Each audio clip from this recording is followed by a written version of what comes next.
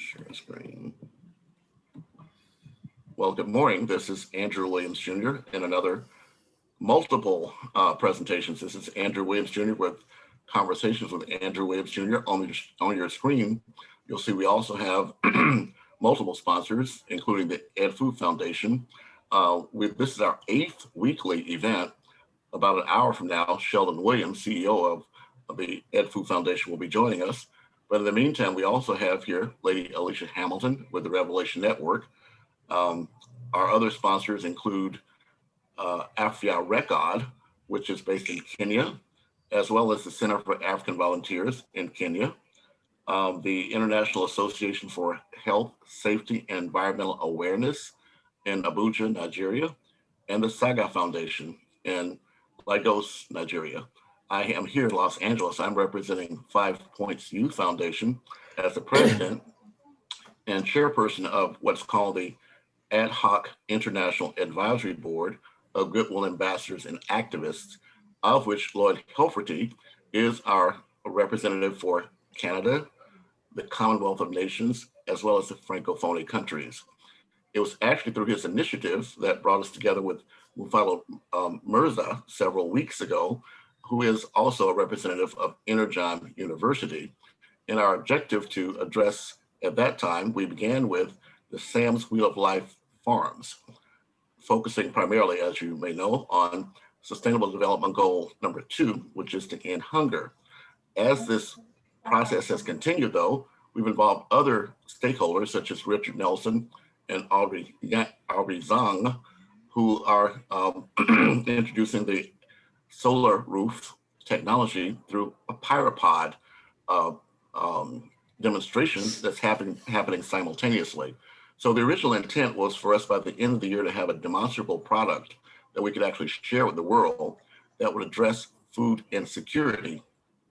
It so happens, though, that this does impact both one, Sustainable Development Goal number 1, ending poverty, number 2, zero hunger, and number 3, which is good health and well-being.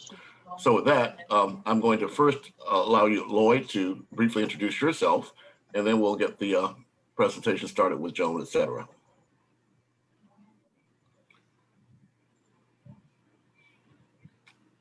Oh, I guess I'm not muted. I thought I was. I just don't know where. Okay, there we are. Yeah, so I've actually, well, I'll keep it brief because my wife is also just behind me on her own presentation. Oh, you're doing that. But I'm here in Markham as chair of Drawdown Markham, and what we're trying to do is create a community climate action hub to address actually beginning with SDG number 13, climate change. We began building this climate action hub in conversation with some organizations locally, and we were looking at trying to create models for what our hub could be.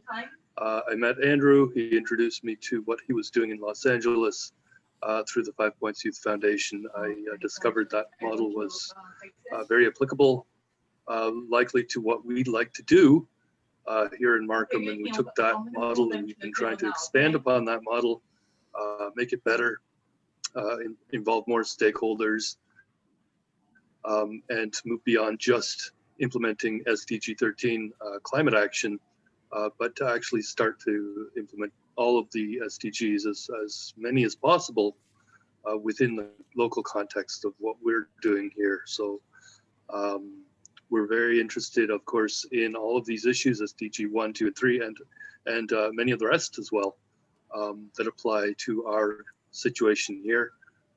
So I will be actually having a conversation. Markham is part of a region just north of Toronto in Ontario, part of York Region. There's another community in York Region. I will be having a meeting with their mayor next week in about 4 or 5 days. And we will be starting to talk about how we can apply potentially some of these solutions, integrated solutions for his own community. and to be able to say, look, we've got a possible solution here where we're integrating various strategies, we're integrating various technologies, and we have a business model for doing this. We'll have an initial conversation for probably 30 to 40 minutes just to get him up to speed, and then ongoing conversations. There is a funding available from the federal government now. They call the Rapid Housing Initiative. Something like $1 billion is available. They could potentially, as a municipality, apply for these funds for us to put together a pilot project. So we're excited about that possibility, and we're having those discussions now. Thank you so much, Lloyd. I really appreciate that. Thank you so much. And just a disclaimer, it was actually in 2014 when I joined the United Nations Global Compact as president of 5 Points Youth Foundation, but I had been a member of the Encounter think tank for several years before that. And I actually embedded what they call the neighborhood empowerment and economic development model that was introduced by Professor Marcela Oliva. And that is based upon the VCAP introduction by Michael Rendler, who's part of this team. So technically, this is really an Encounter Global collaborative. We do have a Facebook page called Encounter Think Tank. And so I do want to make clear that we're not limited from the geographical boundaries here at 5 Points, but we're actually working from a global scale. I'm going to share briefly, before I introduce Michael Rendler, I am going to briefly show you again this decade of action on the SDGs. What we're looking to do is actually spend the next 10 years making a dedicated effort to what we call globalize the Sustainable Development Goals, sourcing local solutions globally and vice versa. But Lloyd brought to my attention a few months ago that 2021 through 2030 is a decade for biodiversity restoration. So we certainly want to take advantage of these global initiatives so that when mayors like that in Canada meet with our team, they'll understand that we're on the same page with them. That's particularly important for here in Los Angeles in the United States. As you may know, our commitment to the Paris climate change just expired a few days ago. So there may be a change in the administration's viewpoint on January 20th, but the city of Los Angeles, we haven't waited for that. Our mayor here, Mayor Eric Garcetti, is actually president of the C40 cities, and we ourselves have a sustainable development plan for the city of Los Angeles, as with the county of Los Angeles. So these local initiatives, ideally, will be able to impact the global ecosystem as well. So Michael Rendler, if you could please introduce yourself, and then if you so choose, Terrence Mayfield, and then we'll proceed to let Joan make her presentation.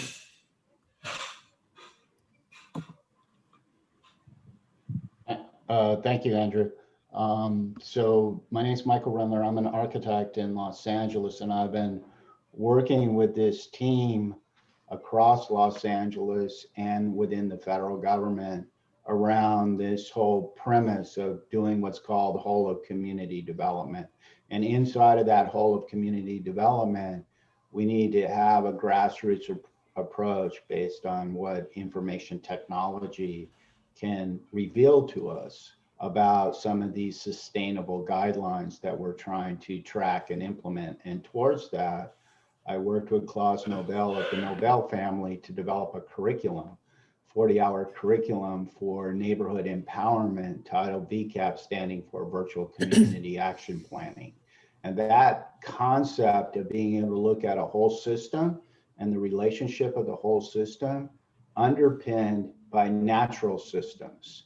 And so the premise of the C4 group, this group that's been gathering for the last 8 weeks, is to actually look at creating systemic change by looking at system design. And so what we're interested in is how these group of people, each at a grassroots level, can actually empower our local community to be informed, educated, insightful, and active not just as activists, but actually as scientists and participatory government. And this brings the conversation out of the elected officials into our community and allows our community actually to have a voice on how they will be empowered and how their neighborhoods can be empowered. So this is a bottom-up approach of empowerment using the information technology associated with the internet, which is allowing us to have the meeting today, and then disseminating this internationally for this collective conversation. Thank you. No, thank you. Terrence, I know you did introduce yourself last week, and Joan, I do want to bring you into this, but I do also want to say that it's actually through the outreach of Terrence Mayfield and his efforts that have brought into our camp Kyocera. That's a globally known company. I think they generate maybe $8 billion a year. But they're sitting at the table as potential stakeholders of what we're doing. They too are members of the United Nations Global Compact. So part of this effort is to actually to increase the number of members of the United Nations Global Compact. It's free for nonprofits to join. And the idea is that we can actually win through numbers. We are intending to hold accountable those major multinational corporations. But as I mentioned, Terrence and I had a brief conversation this morning. There are, in fact, challenges, Lloyd, that you're dealing with there in Canada that are being faced in South Africa and around the world. And we may be in a position through our small team here to address those issues. So again, Terrence, I'm going to call you just for about a brief introduction, and then I'll move on to Joan. And thank you for your patience, Joan. Good morning. Thank you for having me again. Yes, we have an international partner that is willing to do what is necessary, part of their global United Nations agreement to eliminate certain issues that are specific to people that are disenfranchised. And because of the relationship that we've been able to afford with this group, I think we can deliver some solutions specifically about what you spoke. I sent a text and I'm just waiting for a response, but I don't think we'll have a problem being able to deliver a solution once we understand the scope and the size of it. I think the question becomes just how do we make that happen? But the predictors to determine are the scope and the size. So I put the text out to them immediately after we spoke. I should hear from them, if not by today, tomorrow. They usually get back to me within a few hours. So yes, we can do that. And they have technology across a couple of lanes that even from a job creation point might be interesting, with them having over 200 companies that they own. I'm sure there's something that we can use across multiple companies to deliver jobs and opportunities specific to disenfranchised communities, which is what they've talked to us about for quite a while now. So thank you for listening. I'm happy to be of service, and just let me know what you need me to do. Okay, thank you so much, Terrence. Again, Lloyd, I want to bring to your attention that we're talking about Kyocera. They work on what's called an amoeba management system. So each of their individual businesses and components functions as its own entity. So we're working with the group here in Los Angeles, but they are tied to the North American region that includes, of course, Canada and Mexico. So I brought that up because it's important for you to understand, Lloyd, that some of these resources at our fingertips can be adapted to what you're doing. So Joan Kerr, if you're ready for your presentation, I'll turn the mic over to you and allow you to share your screen. Give me just 1 second here.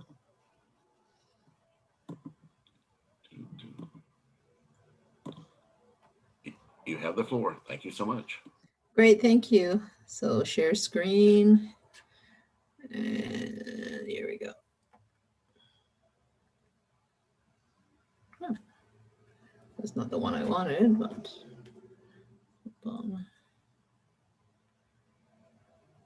whoops. Oh. Hold on. I think I clicked out of it. Here we go. Can you see it? Not yet. We did before, but we don't see it. I don't see it now. Oh.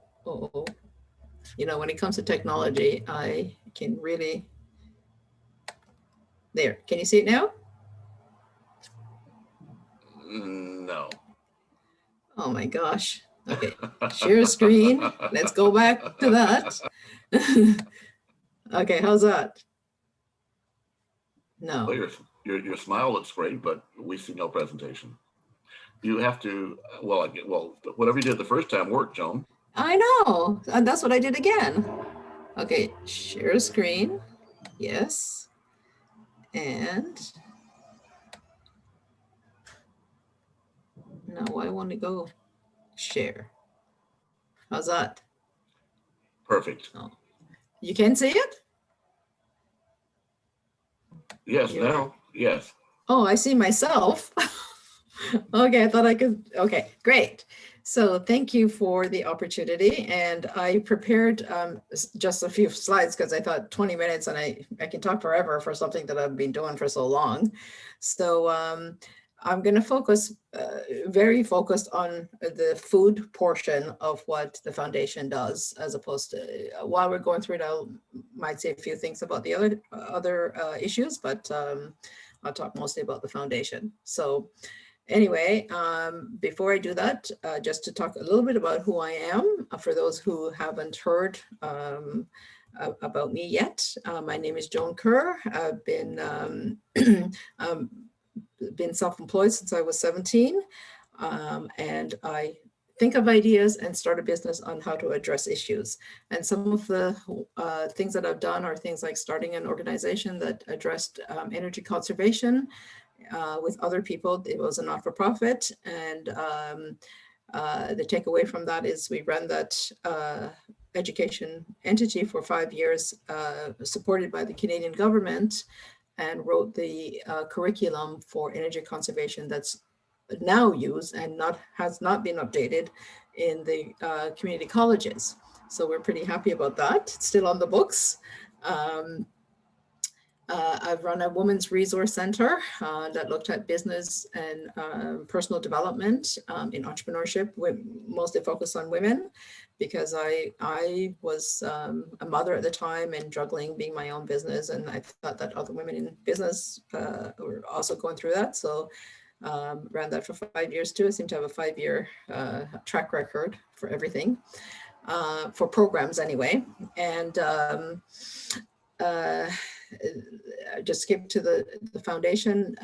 For 8 years before the foundation was founded, a group of us were running a program that helped not-for-profit in the Greater Toronto area and parts of Ontario that looked at building efficiencies. And the greatest issue that we identified all the time, people were always talking about funding, and but they thought that funding would always solve their problems.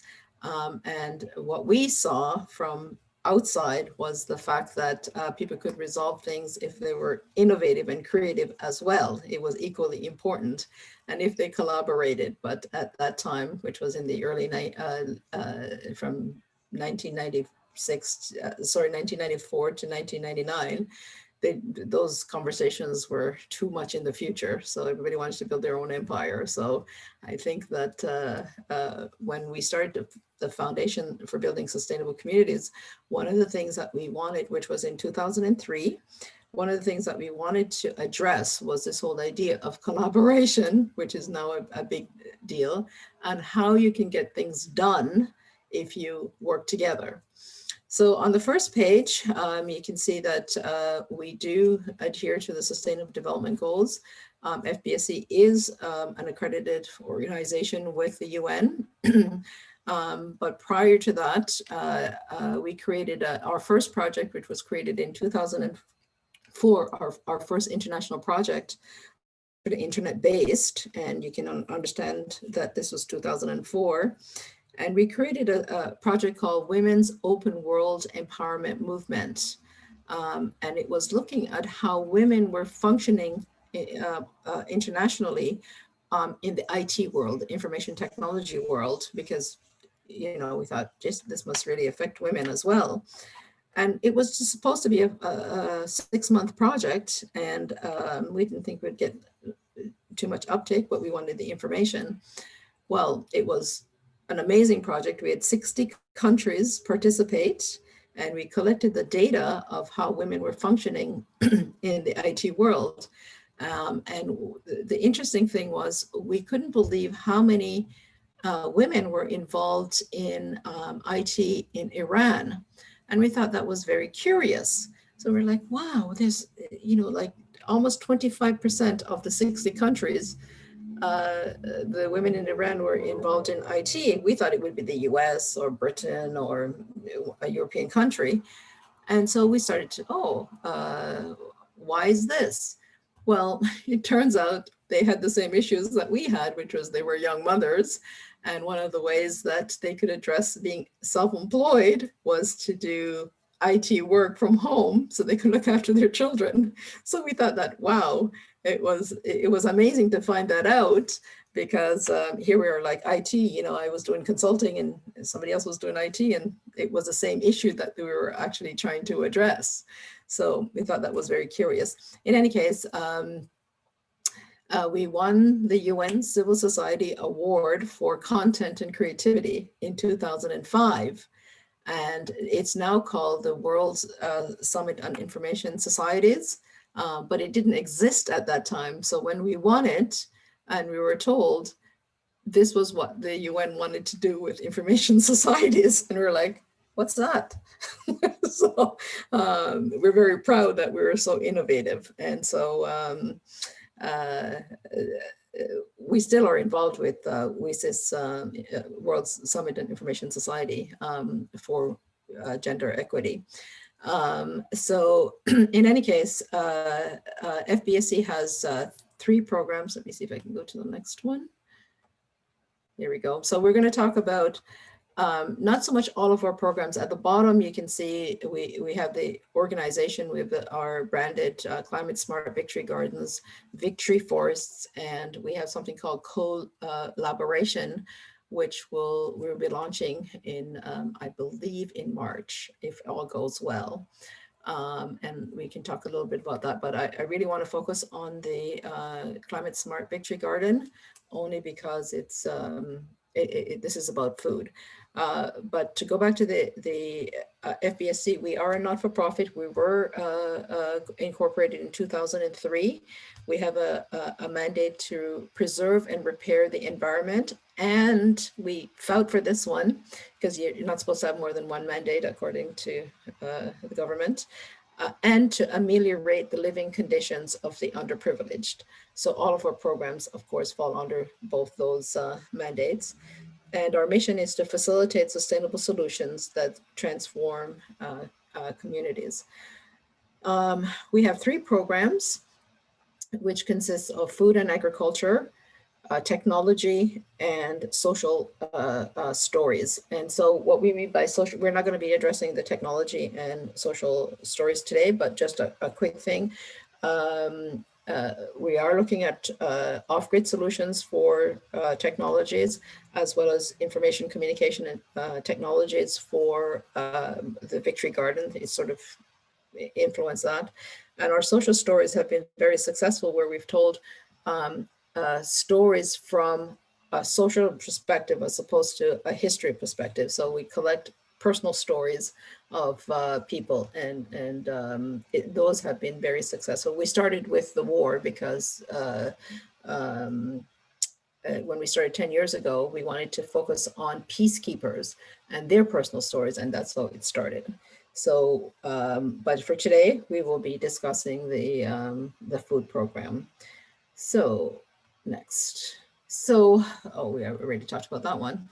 So the Victory Gardens is, we call it a renaissance for self-sufficiency and resilience. And one of the reasons that we chose the Victory Garden was because we tried many models, allotment gardens, community gardens, when we wanted to grow food. And because we started on a sort of an informal basis to grow food, which was, I read an article in the paper that said the at Christmas time that the shelves were empty at the local food bank.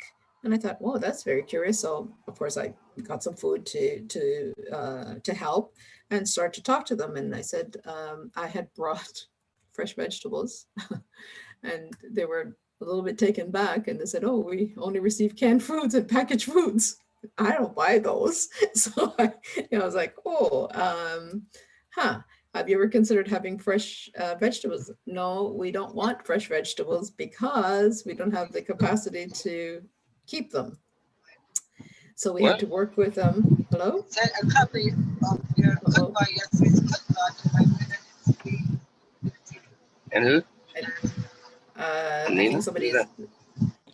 Just a moment. I'll try to mute whoever that is. Joan, Sure just thing. a moment. Sure, thanks.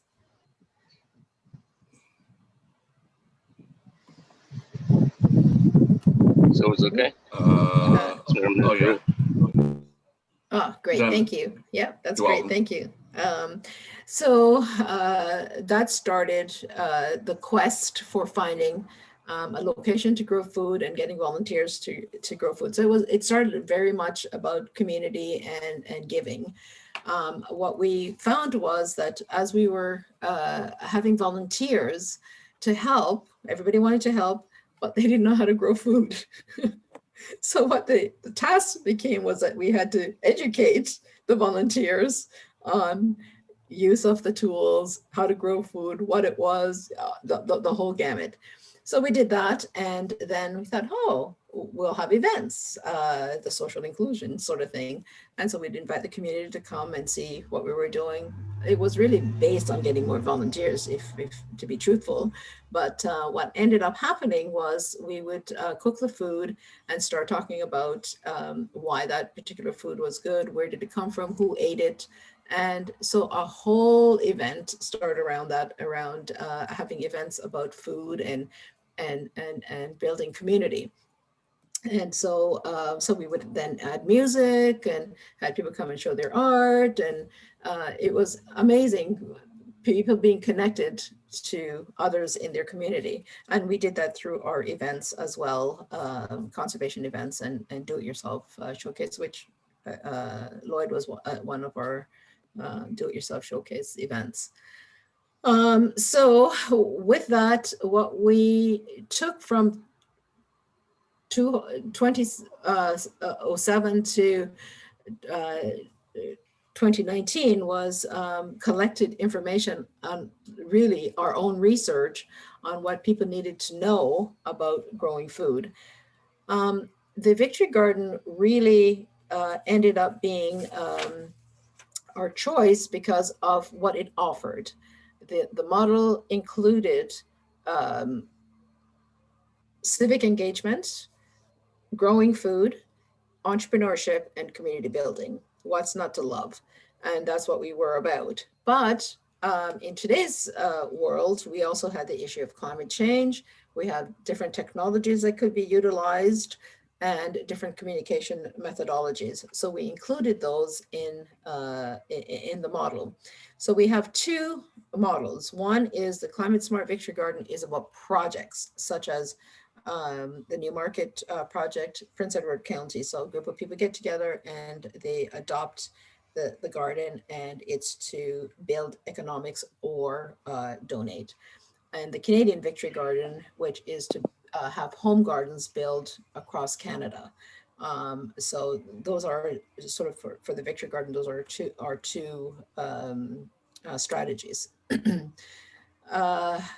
So maybe I go to the next one. I tend to talk and not go to the next slide. So we have designed a really comprehensive education program that is about global citizenship and civic engagement,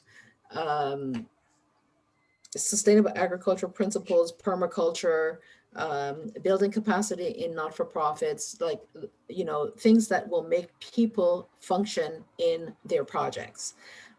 We also have a media department that is creating templates for the different projects so they can use them. So again, what we want to do is be rolling out the Canadian Victory Garden to homeowners and also building the projects at the same time.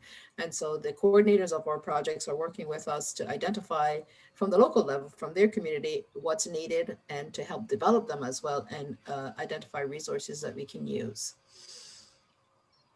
So what has been, I know this was supposed to be 20 minutes, so I tried to go in that time. So, you know, I can talk forever. I just want everybody to know.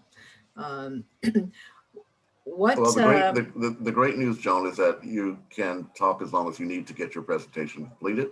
Yeah, So, great. So, and you can, if you so choose, you can speak at your convenience, because eventually we will try to get transcripts of our meetings. So if you could speak as clearly as you can, that would certainly be good. Thank you so much. No worries. Thank you. Am I speaking too fast? No, I was just suggesting you're speaking very articulately. I was Okay. just making the point that we do intend to provide transcripts. So speaking as clearly as possible is something I'm asking everyone to do when they have the opportunity to do so. Thank you. Yeah, sounds great. Ooh. Okay, there we go. That's better. So what we did was for the garden, we went through some iterations of our garden and had to change locations and things like that. But we thought one thing was having youth involved and homeowners. And so we worked with a number of youth organizations. This picture that's on the computer right now is, actually there was a whole bunch of them, was from the police foundation who were training youth to become leaders. And this was their service component of that program. So we also have a lot of students from schools, high schools that will come and do volunteer work as well. But these guys were really good because they really worked well together.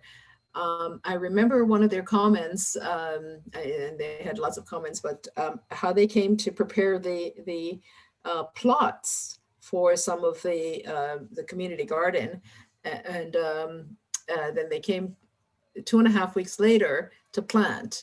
And then they came 6 weeks later because they only came in segments, and they could not, the expression from one of the youth was, "Oh my gosh, I can't believe from the dirt we now have food." And like they were really surprised because they had never seen that before. Like they planted something and all of a sudden it happened. It was a world of wonder. And we actually have a really amazing video of that event when they came in to clean up and to harvest the food. So we love when they came. They were, it was always fun. So this is some of the food that we've grown. That's me when I had black hair.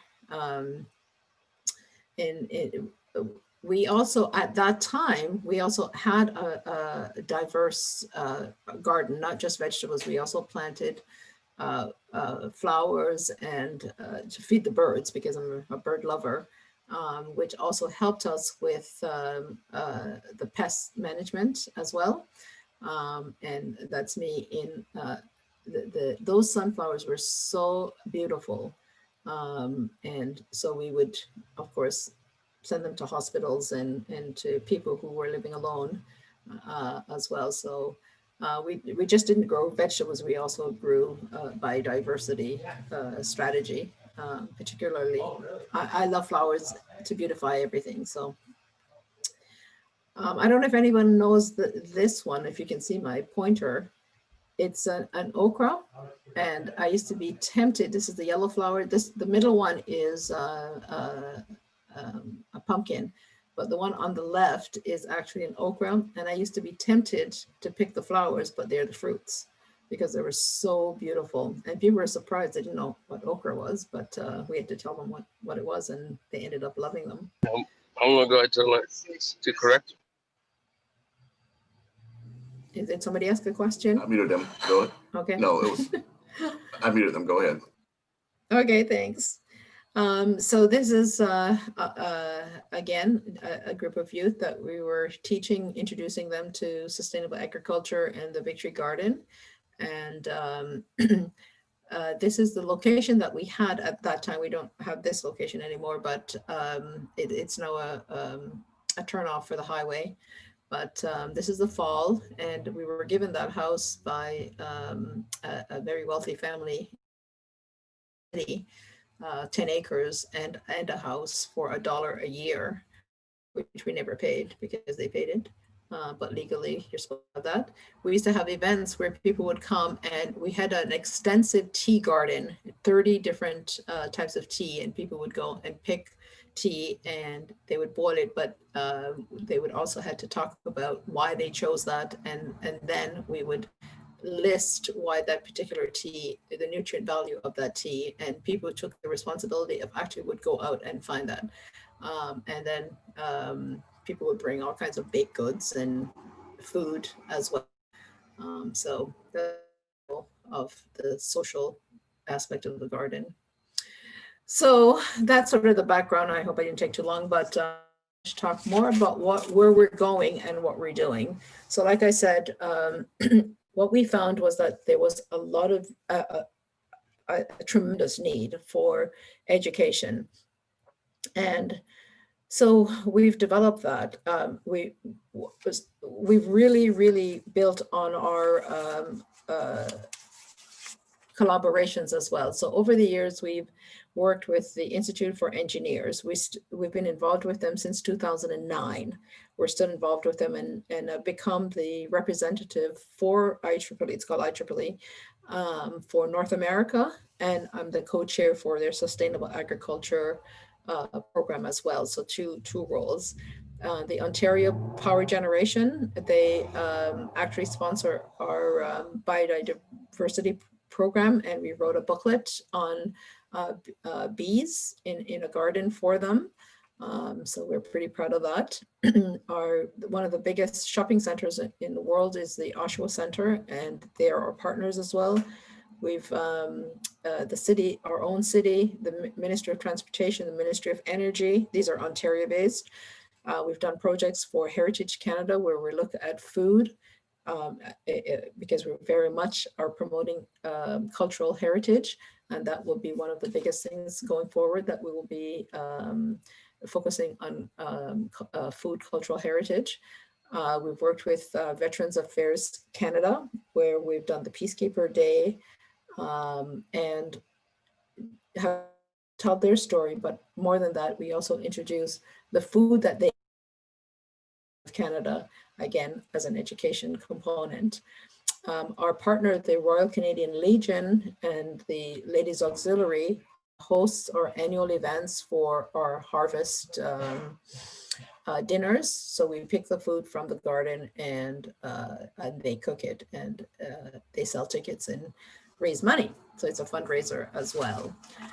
So at the moment, for growing forward, we're going to be building our membership in the Victory Garden.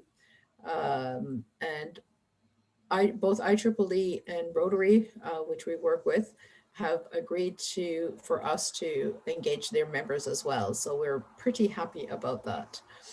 We have a number of international projects on the go, which is in Zimbabwe and Tanzania and DR Congo.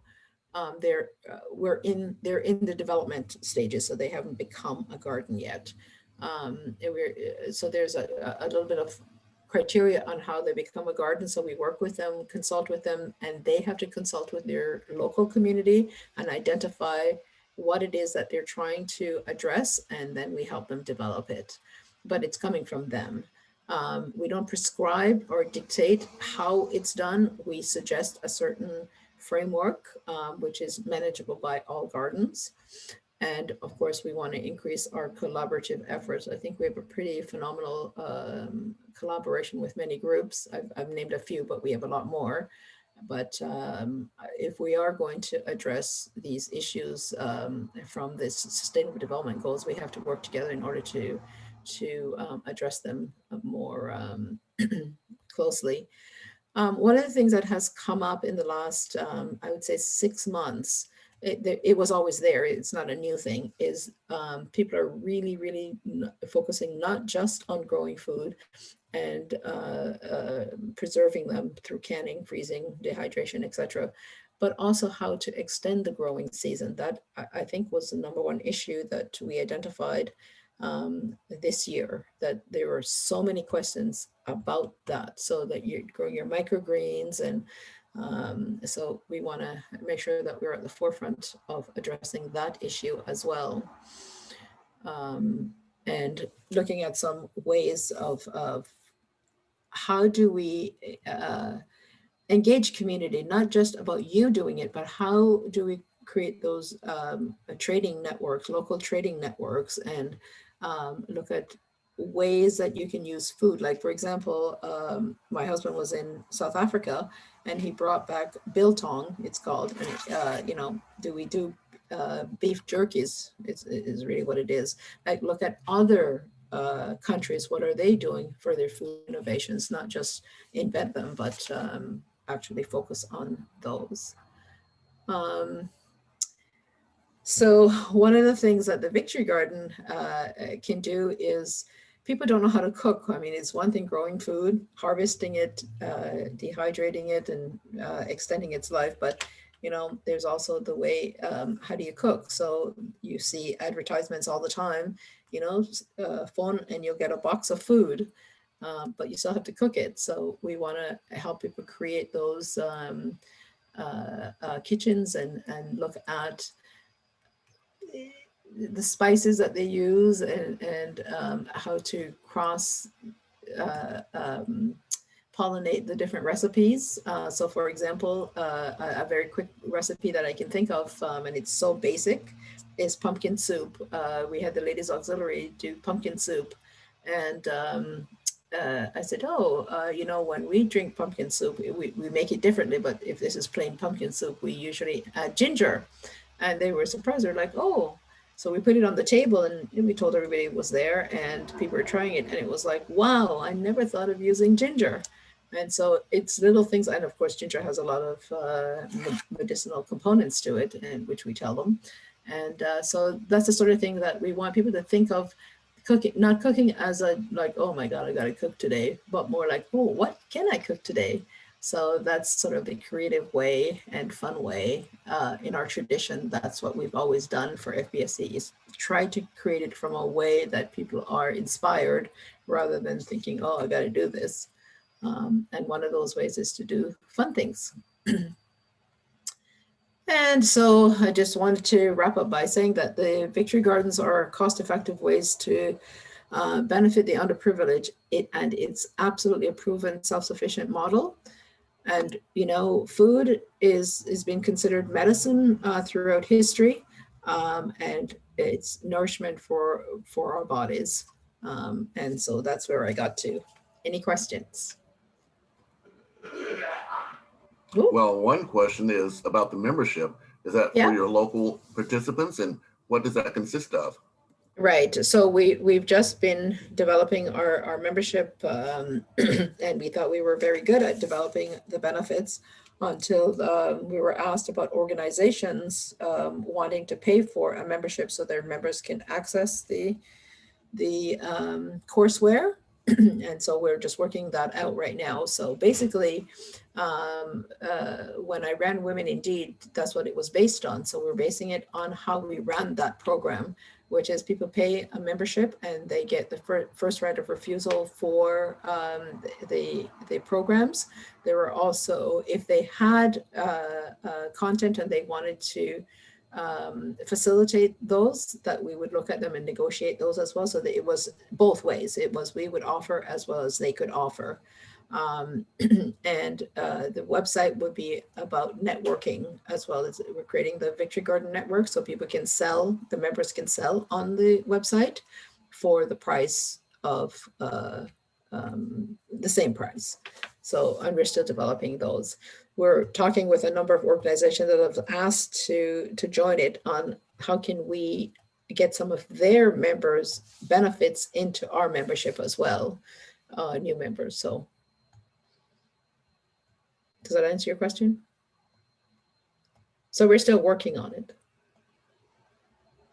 Okay, all right. Well, I'll open up the floor to others, although Michael Rendler was just having a conversation a couple of days ago about Victory Gardens here in Los Angeles.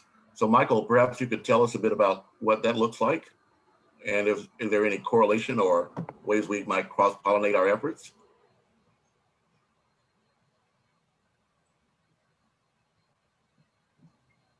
Is that for me, Andrew, or for Joan?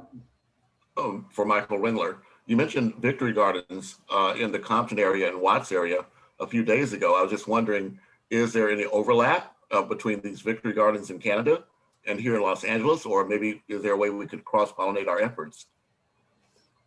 Okay, so what I was talking about specifically was a map that's put out for West Athens area, a small neighborhood council in South Los Angeles. And in the center of the map is a icon, and the icon's labeled Victory Garden. And what I was trying to come to understand is this a copyright term, Climate Smart Victory Garden?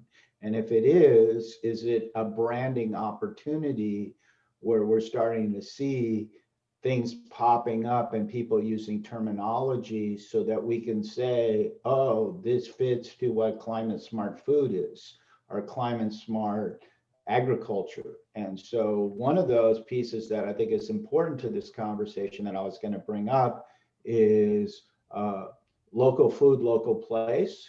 And this is an initiative that's out of the EPA, Environmental Protection Agency. I think there's 15 or 20 of these case studies going on right now, where they're actually trying to do this exact model, farm to plate, that Joan's outlining here. And so this is what I was talking about with Terrence, this association between place, culture, and food.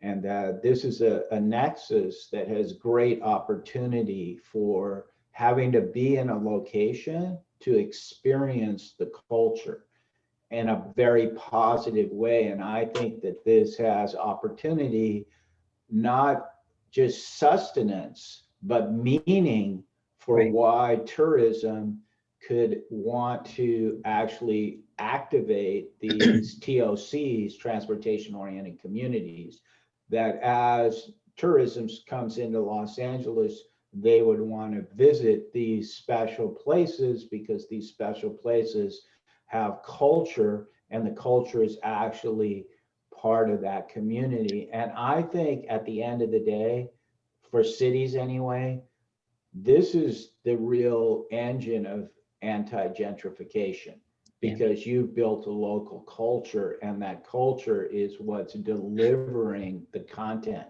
that the community is actually operating in. And this has been active, like I said, 15, 20 different cities. These are being piloted. And because it's coming out of the EPA, it attaches itself to what's called smart data. And that smart data then is being collected to our Cal AIM project in the state of California. That's put out by the Department of Health Services, looking at the whole of the person. So the food chain supply is now an environmental conversation. And we are now documenting in the state of California how this is really the whole of community, the whole of the person, the whole of government, that you need to look at these things comprehensively. So I think that by bringing this group together, we're bringing all these pieces to the table and then asking, how do you actually activate that at a local source? Yeah, and it's a really good, it's okay, well, Andrew, to go. One of of course, I love food, and I love my own food. I'm East Indian, and I came from Jamaica, right? So, and I've been exposed to European food. So all foods are good. So, and everybody's proud of their language, they're proud of their food. So that's one of the things we incorporated in the Climate Smart Victory Garden. And to answer your question, yes, we are trademarking that name, so that because we developed the whole framework, right? So yes, but the whole idea of of our program is that we don't say this is the model. What we're saying is, what is the challenge that you're facing? So for example, in Tanzania, when we started that garden, they had to face the issue, their government wanted to finance issues around blindness in children. So that's the first thing that we did, was we addressed the health issue. And it worked really well, because then people volunteered, you know, what are the vegetables that could be grown that could be addressed, that what were some of the other programs that they could initiate. So, I mean, for example, IEEE has just partnered with a telehealth center so that they can be portable around the different places in Africa and stuff like that. So, you know, that in itself, that people can identify what their issues are and work with it as well. But they must have certain things, like obviously they have to use sustainable agriculture principles. We ask each garden to identify a minimum of 3 sustainable development goals that they would work within. So they could work with all 7, but a minimum of 3. So there's a bit of a criteria, but it all fits into the same road of addressing the climate and food. And Andrew, I want to add that one of the big pieces of this that Terrence is working with the SOLA Collective is this site in Los Angeles built specifically around this conversation in Watts called Mudtown Farm. And the premise of it is, how do you actually permit the competency so people then, as Joan started, would be able to activate businesses around this model, and that they actually understand the total life cycle relationship of what it means to be an urban farmer, if you will, or a culinary artist, and what all of the ingredients are around that. So this $5 million facility developed in South Los Angeles is specifically funded from the Department of Agriculture, federal government. So you can see that all of these components are disassociated in terms of what the neighborhood council, the actual local population, understands could happen and should happen. And so this is where our efforts of trying to unify this model together and then disseminate it is really, really critical, because a lot of those components are disparate right now. And I think we have the great opportunity to bring these together. And I thought the most interesting part, well, one of the most interesting part of John's presentation that I wanted to ask about is, how did the women at home in the IT industry evolve into an integration or a synergy with this conversation? Because this piece of being able to look at supply chain and supply chain management, 50% of all the food grown is waste product as far as this distribution network. And right now, and I know that there's people on this line that know a lot more about this than I do. And so specifically, Richard Nelson, what does it really mean to look at supply chain locally sourced, carbon neutral, energy efficient production cycle for cities of the scale of Los Angeles? So these are, again, going to integrate into opportunities for home business development. And so I'm curious with Joan how that has evolved internationally, because I think there's a lot of stuff with that that I obviously don't know about. Yeah, so in Africa is a really good place to talk about information communication technologies, because they use it extensively for agriculture. So to me, that would be where you would look at how are they, like, they don't have an infrastructure for telephones. It's all mobile for money and for trading. So they use ICTs, it's called, for actually identifying the needs and what and information, and disseminating that data as well, because it's about that.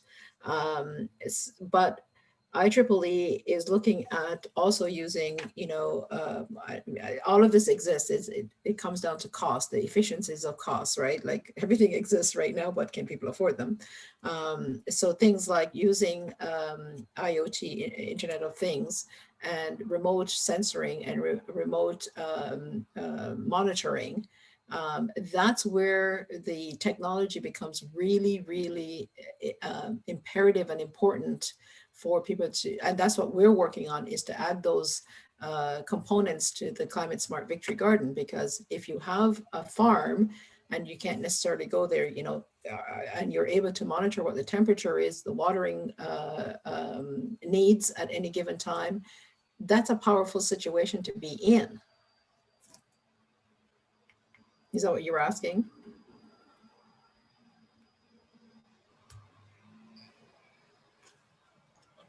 Yeah, so just to have a little conversation around that, this mesh, we call it the mesh in Los Angeles for the ICT. Yeah. And how that mesh network, you mean? You mean mesh network? And what this association is with managing our stormwater, which is a $250 million a year fund in Los Angeles ad infinitum at 13 to 17 inches of rain per year. How do we capture that? How do we store that? How do we clean that? How do we use that to grow food rather than as a waste product that ends up in our Pacific Ocean, killing this other ecosystem that we have that's one of our primary economic engines of the greater Los Angeles area. So these systems that we're talking about here have large systemic opportunities in many, many cities. And so following, I sent this out earlier today to the C4 group, handling what Ian McCart actually called design with nature has to sit in the middle of how we go about actually building these things. And that's the sensibility. So when Jones talked at the beginning, there's a huge educational piece to this. We have to really recognize that, she's been working on this, it looked like 25, 30 years. These ideas are now front stage. And so getting them into the school systems, getting them with the youth to be behind them, these innovation strategies are going to be really, really important.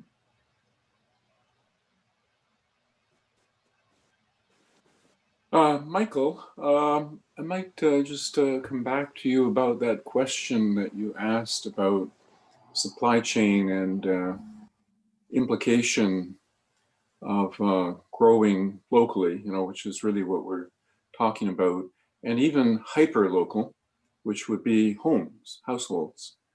So I think it's a very powerful idea to use communications environment, some kind of mesh that yes, people could participate on, because some people will grow food and other people will eat the food.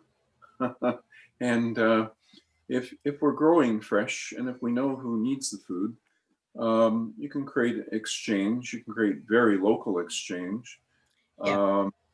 You could even have that some households subscribe to take up the food, the fresh food produced by other households, because, and Joan, going out of season is definitely, I think a serious issue.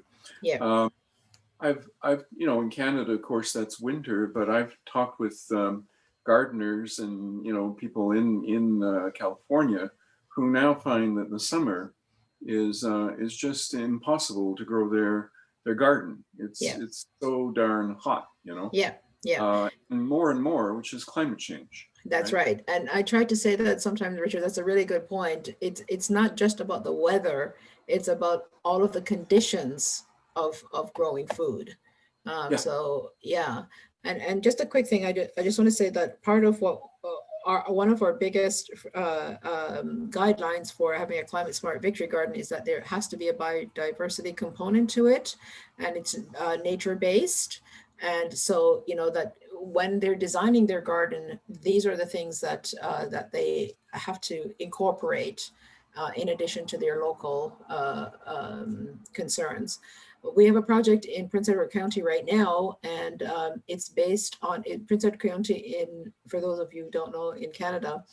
And I know, Richard, you've been there, Oh, yeah. and I know Lloyd has, and we're focusing on an economic development project for Prince Edward County using the Climate Smart Victory Garden. And so there are 3 businesses that's going to run under it. They're autonomous, they're 3 businesses, so it's a collaborative. And so all of those collaborative components will have the guidelines that they have to follow, and then the marketing comes under the umbrella. But it still has to have that biodiversity, that cultural heritage. They're going to focus a lot on art and food because the ecotourism. So right now we're discussing the business canvas as a strategy for developing their businesses. That's another model that could be used in this sense. So making it easier than sitting down and writing a 12-page business plan. But identifying what you needs to get done and how can you get it done is what we're focusing on. Yeah, I think it's really interesting. You know, I happen to be, you know, as they say, an Air Force brat. You know, my father was in the Air Force, and we were stationed at Trenton a couple of times. And you know, my father was in scouting, and so I'm quite familiar with Presqu'île and the area. Which, you know, was our stomping grounds. Yeah. And now, you know, Trenton, of course, is also our logistics center for the armed services for international aid, and also has been a center for pandemic response, right? So I've wondered about, you know, how the armed services could be connecting, and you're working with Legion, with the Legions. Yeah. So, you know, that kind of, you know, Canadian, let's say Canadian cultural context of, you know, our armed services as being peacekeepers and being engaged. That's the part that we work with them for. Yeah, and in you know, disaster response internationally. And so, you know, the connection with the Legion, and even considering the situation of legions across Canada right now in the pandemic, and food security, you know, all of that seems to have a wonderful fit together. Yeah. And so, yeah, when I heard about your efforts out there in that county, Prince Edward County, I thought, you know, should we somehow engage, you know, and extend from your connection with Legions to engage maybe some know-how. Well, as a matter of fact, I also heard about a Canadian Armed Services Climate Strategic Group advising issues connected with the armed services operations, right? Which is connected with Queen's College. And I think there was a general involved, retired general, who had some good response, you know, to the initiative in that area. So one of the things could be, you know, when we do our technology, you know, for very lightweight, transportable, climate-controlled environments, right? Which we're creating Pyropod, AgriPod, these other pods, you know, which are you know, very holistic. And you know, when you do grow your own food, of course you go for balanced food, right? What we see in commercial operations is monocrops. Monocrops themselves have a lot of issues, you know, which are negative. So when you go small, you know, and when you're focused on household and community, you get this automatic, I would say almost automatic virtue of going diverse, you know, food diversity. And so I think that's also a great, kind of implication of stepping away from large scale agriculture and looking at localization, which has been my goal now since, let's say, around 2009, when I really started to focus on applying solar roof technology to small scale.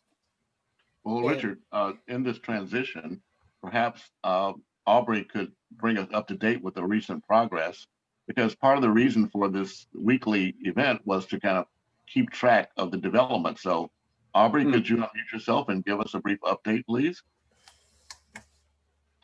And Jonah, By the way, thank you. Yeah, thank you for the opportunity for speaking before Aubrey speak. I could go on forever with the Victory Garden because I'm in love with it. So just want everybody to know. Thanks. Well, so I will stop sharing. Well, thank you. In the chat, I actually took the liberty, Joan, of including your LinkedIn profile. For those that want to reach you directly, if you want to make available your email, you may so choose to do so. But I wanted to make sure that we're able to follow up. The idea is not just to have these talking head conversations, but to actually have action outcomes.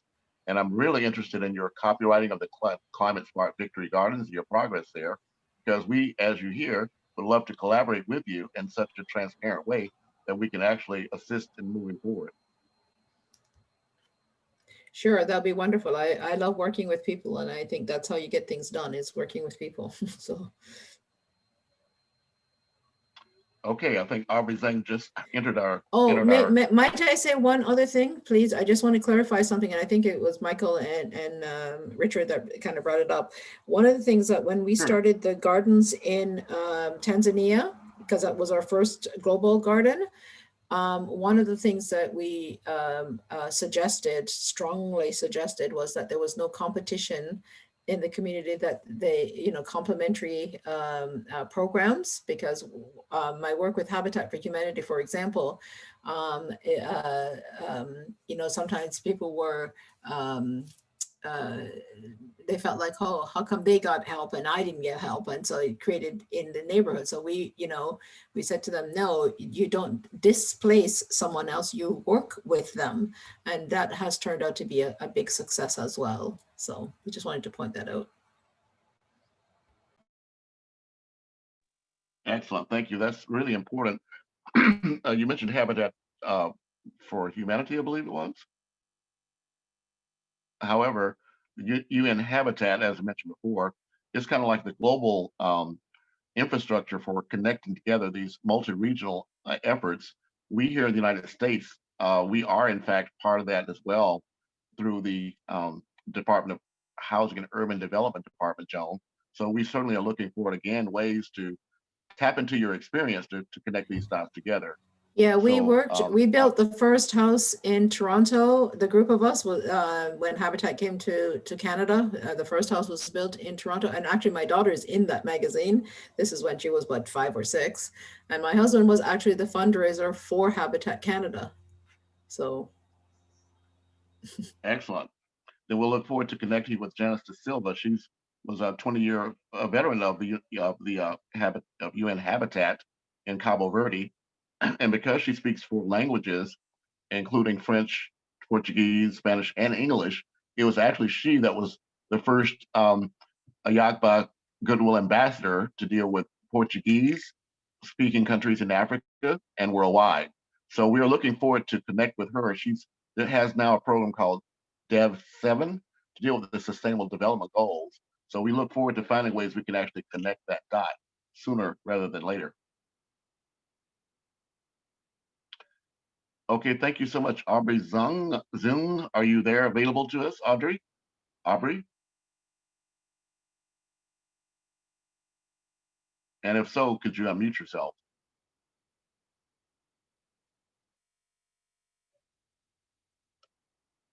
But if not, then let me make a segue here. Celine Talbot, are you able to unmute yourself now? Celine Talbot is in Bermuda, and unlike Africa, or perhaps in some parts of Africa, Bermuda, even though it's a small island nation, they import 98% of their food. So Salim has, as I understand it, halal marketplace there. And I do know that the Bermuda Islamic Cultural Center is a place where the community comes to get not just assistance, but also guidance. So Salim Talbot, if you're able to unmute yourself, please introduce yourself. If not, then Aubrey Zung, if you're there. Yes, greetings, everyone. Are you able to hear me? Yes, assalamu alaikum. Wa alaikum assalam wa rahmatullah. I'm so happy to be able to listen in for a few minutes. I'm not, I'm actually driving in my car. I'm about 1 minute away from the gate. And so for this match that's about to take place. So unfortunately, I can't speak to brothers and sisters there, wherever you may be, but I look forward to in the future having a dialogue with everyone and sharing what we're doing here in Bermuda. But as we speak, I'm approaching the gate. I've got to do the little COVID test thing and enter. But I'm really enjoying the conversation. And yes, we have so much in common with the speakers that have presented today in terms of the provision of food on a local basis, and likewise trying to emphasize healthy food, because that's what matters. All right, Salim, thank you so much. I'll, with your permission, I'll share your Power of One video just to connect together the dots. Yes, Taslim's over. Taslim, she's not on the list. Yeah, she's listen. Yeah, she's not staying. Right. She just dropped me off, but she's actually the treasurer of the organization. So I don't know, is her name on the list or not? Okay. So what should we do? Is she coming right back home? Yeah, she's coming immediately out. I'm just gonna take the stuff out of the car, and she's driving out. Okay. No problem. Thank you very much. No problem. Okay. Good afternoon. How you doing, brother? How you doing, bro?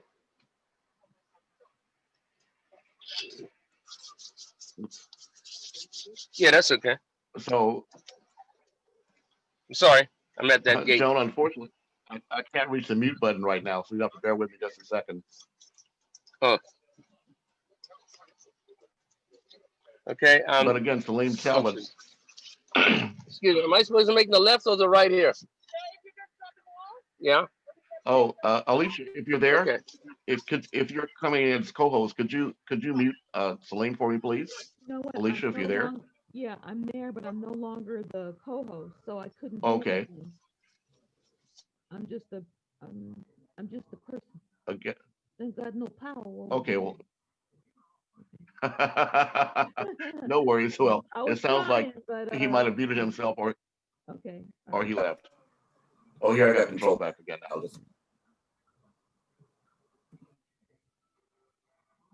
If you wanna change my access, Andrew, I'd be glad to do it. I've been here. I just haven't had any ability to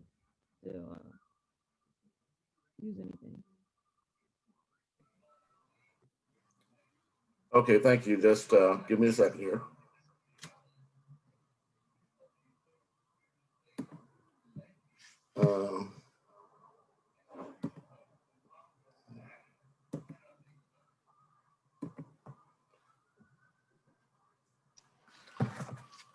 Now, can you hear me now?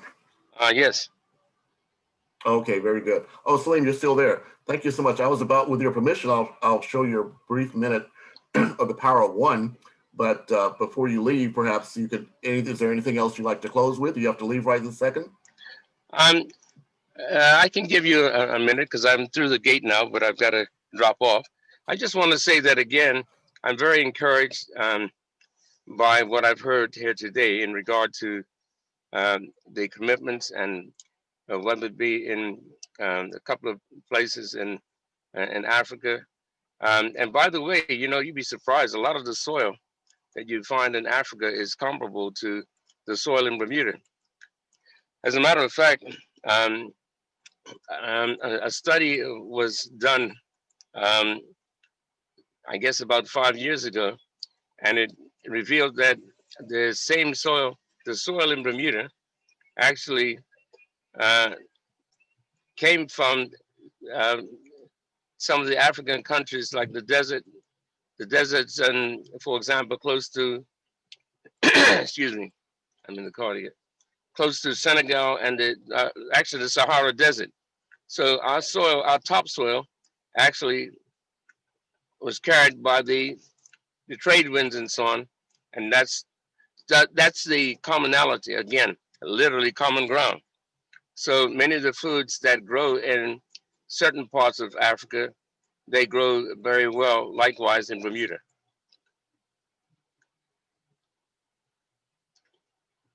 I guess other than that, like I said, Excellent. so Excellent. with sharing the experiences of the growing of food in Africa, for example, and likewise with us sharing some of the successes and failures that we've had in growing food in Bermuda, I think that there's a lot that's going to be benefit everyone.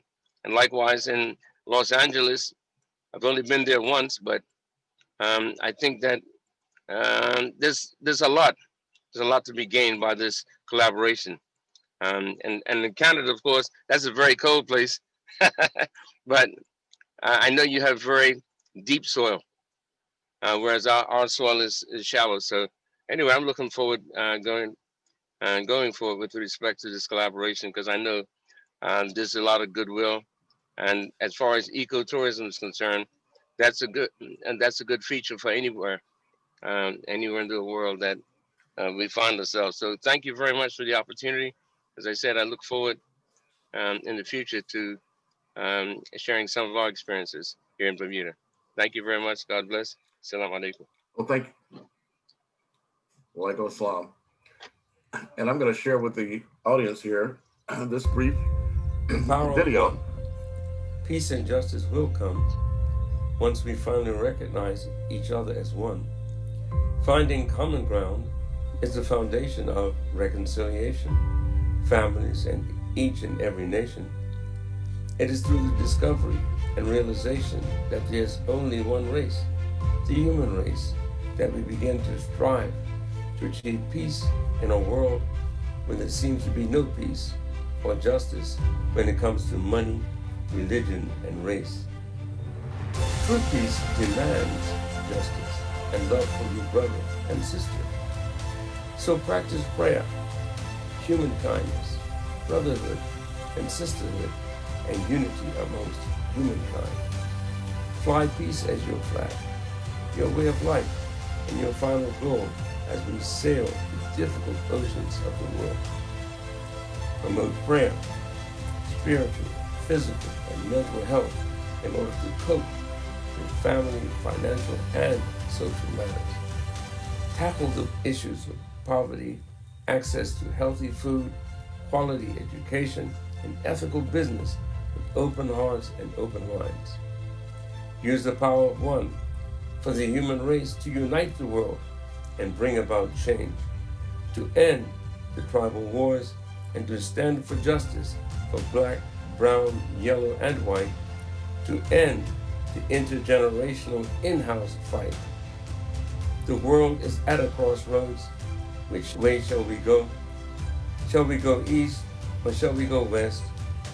I say that we go in the direction of positive change, from bad to good, good to better, and better to the very best. The challenge is for us to Oh boy. Andrew, very hard to get in. Okay, I'm here. I cannot hear you, that's the problem. Just a minute, Aubrey. Please okay. mute yourself. I'm going to finish Okay. this video presentation and we'll get right back to you. And for the purposes of our audience, we're going to have to do a Hollywood do-over, so bear with me.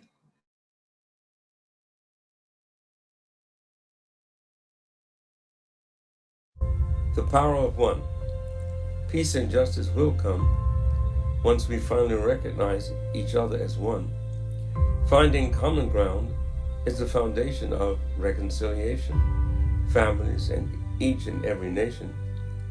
It is through the discovery and realization that there's only one race, the human race, that we begin to strive to achieve peace in a world where there seems to be no peace or justice when it comes to money, religion, and race.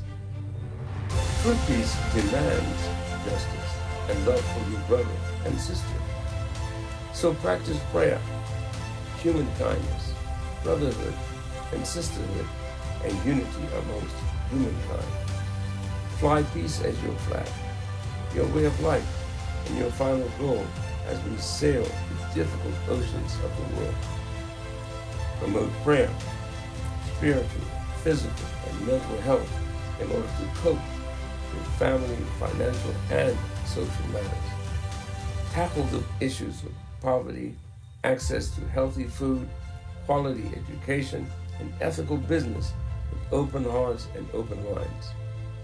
Use the power of one for the human race to unite the world and bring about change, to end the tribal wars, and to stand for justice for black, brown, yellow, and white, to end the intergenerational in-house fight. The world is at a crossroads. Which way shall we go?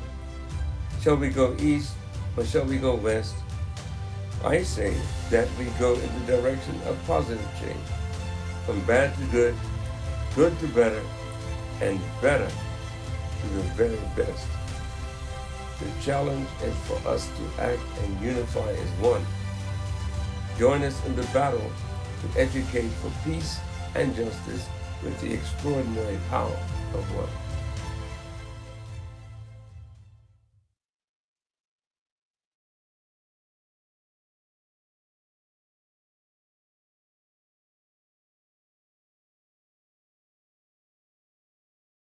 Thank you for your patience. I'll just let these credits play.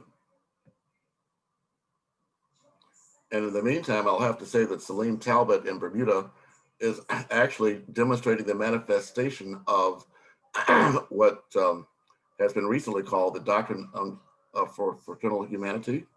And that was instituted most recently by Pope Francis. That's relevant to this team and this group trying to wrap because this it up. was actually Adam Greenwell's mother, Liz Greenwell, who in 2003, I believe it was, came up with this concept of watering the fields of humanity and choosing October 4th as Global Cooperation Day. That symbolized the linkages between the Christian and the Muslim faiths back in 800 years ago. And that's now been reconstructed in Bermuda with Salim Talbot, who joined with the Anglican priests there earlier or last year, at the last part of last year, to actually demonstrate this continuing global cooperation between and amongst us. As you may know, Liz Greenwell is also a founding member of the Energon University that brings us Mufadal. So Aubrey Zhang, I'm going to, if you could, allow you to unmute yourself and then please give us an update on your activities, and then I'll share the video that Mufadal sent over to us. Sure. Yeah, I'm sorry. I was chatting with others with my Chinese franchisees. So then I checked my email. Oh, there's a conference call. Yeah, anyway. So yeah. I'm taking everything. All right. Okay. Oh. Just a minute. Let me mute him. Yeah, I just quickly, update. Basically, we finished all the drawings. The final drawings will be finished by our designer, Yang, and probably today I'll check on that. That's what he promised to me. Yeah. So that means we could use that drawing to start the fabrication, right? And yeah, we'll start from there. And first, for my own build, remember the project is my own Parapod 8 in the backyard. Okay, I'm the first one. I'll see who can beat me.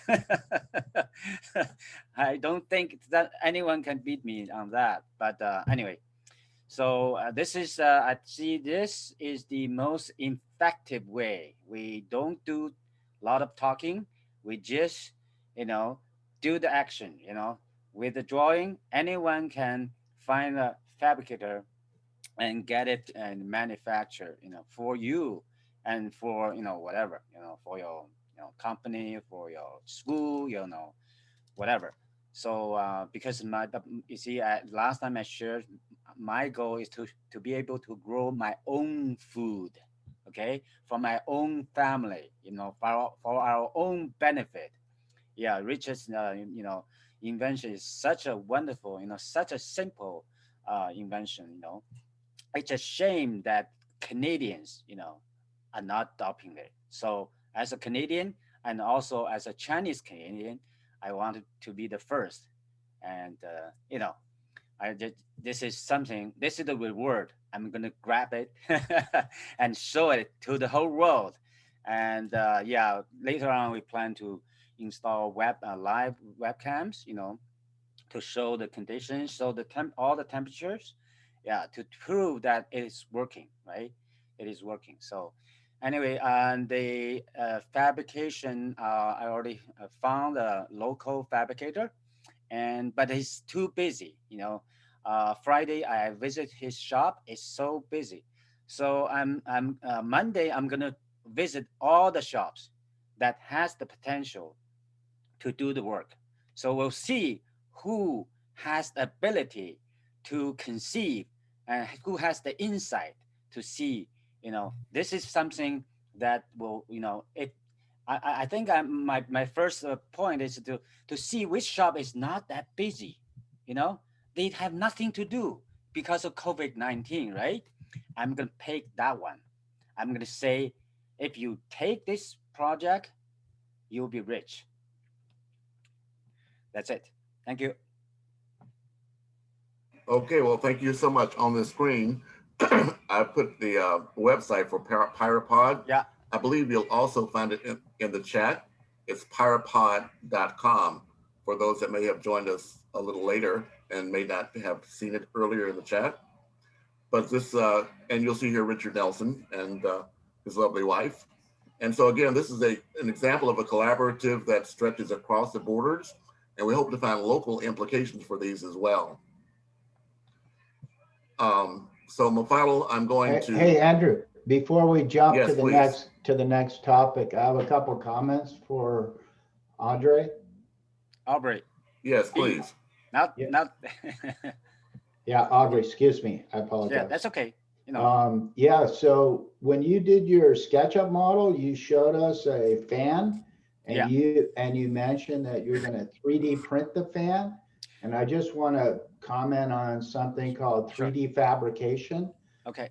And digital fabrication, and the idea when you said the word drawing, I almost had a heart attack here, because the idea of taking a three-dimensional concept and making it two-dimensional is really old thinking.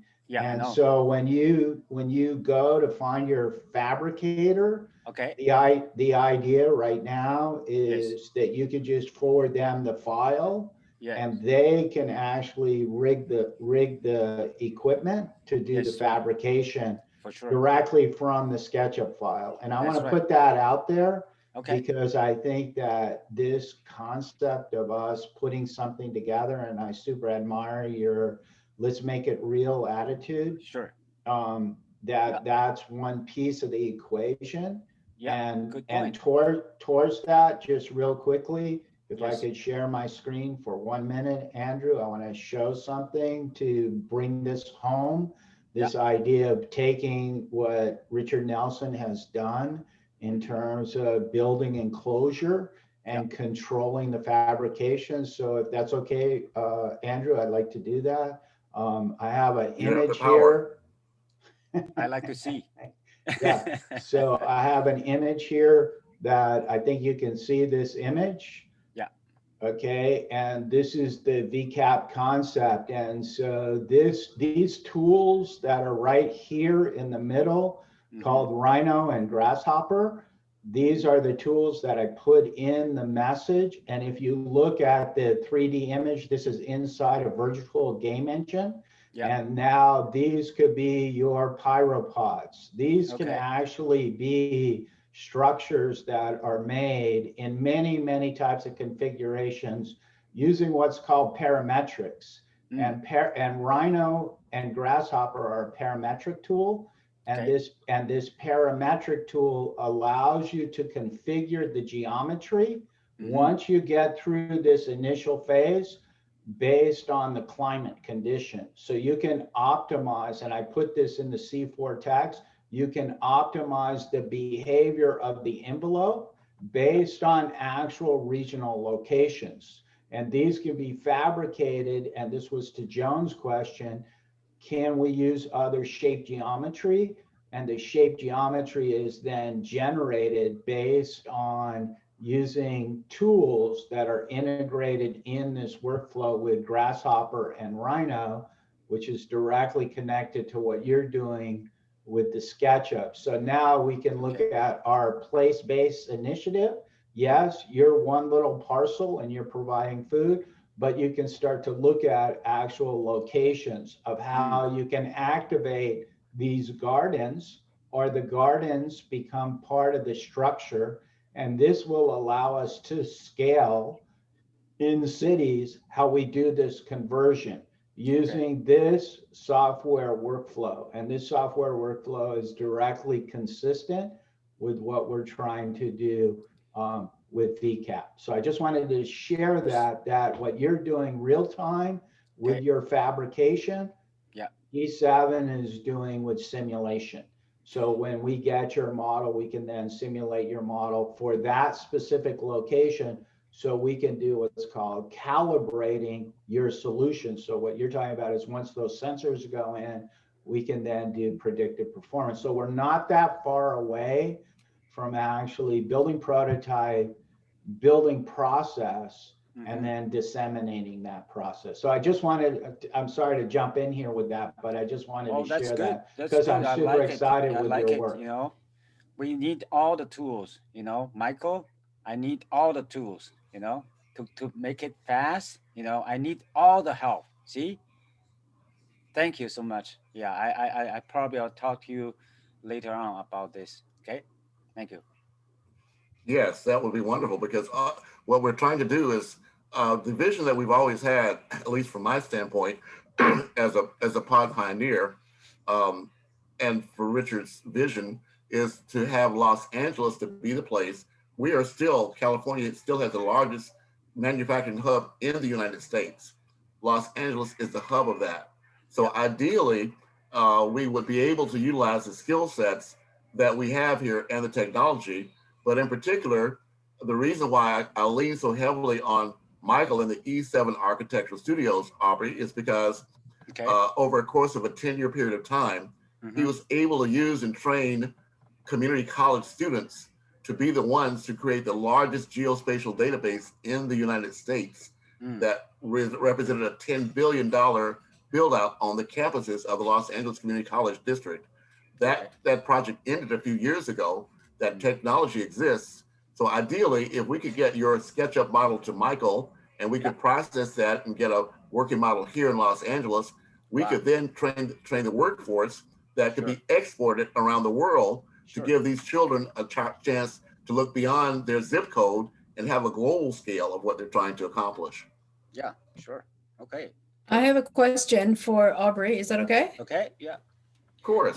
So you said that you're the first user.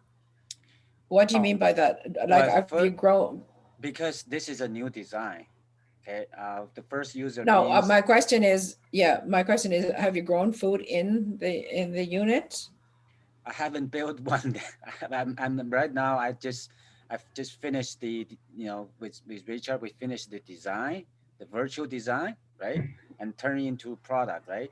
and then install in my backyard, and then I'm going to start.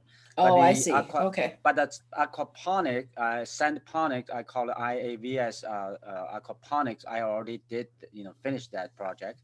It's still running in the conventional greenhouse, right in the backyard. So. Oh, I see. Okay, so I have a project that wants to do aquaponics in Zimbabwe. Yeah. I'd like to talk to you about that. Sure. Yeah, I test both. I test the conventional aquaponic. I know the problem with it, and so that's why I jumped to another one. It's IAVS. That's the best system. It's simplest. It's the simplest you can get, and any poor people can use it. Very simple, very easy to implement. Just one pump, and that's it. One pump, one timer. That's it. And so their issue is water at the moment. So that's the issue we're trying to address. That's indeed. That's that solved, sandponics solved the problem with water, that's the.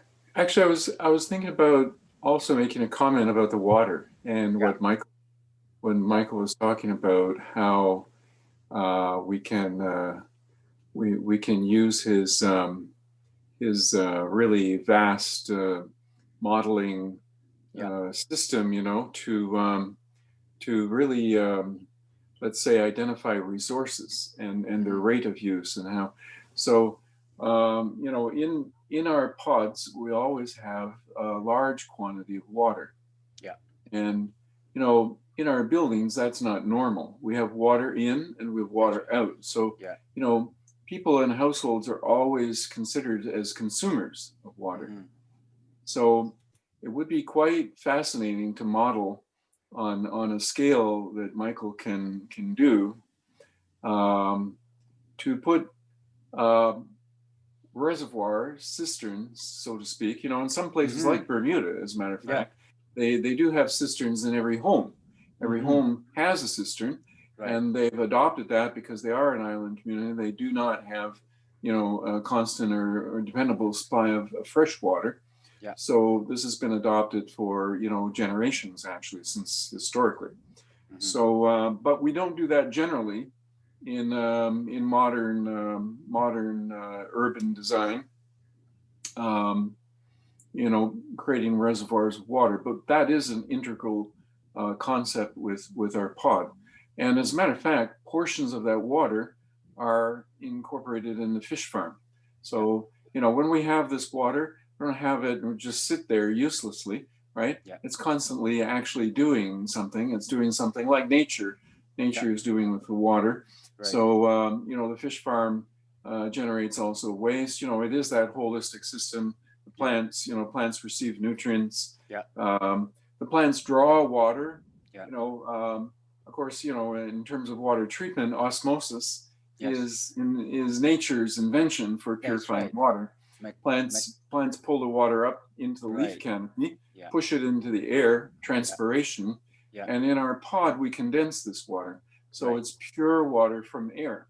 Right. And so if we could model what would it mean to have a lot of water out in the community? Right. Yeah. It's like distributed battery systems. That's right? Right. Yeah. If you're looking at an energy grid and you'd say, oh, well, every home will have a significant reserve of energy in a household battery system. Well, that is, but nobody's thinking of water in those terms. That water is a resource that we constantly use, but we usually lose. So we use it, we lose it. Well, what would happen if it turned around that we don't lose it? That water is always retained. Richard, I'd like to respond to that real quickly. So that model that we're making is actually for this Slauson corridor where they're intending to plant 3,000 trees.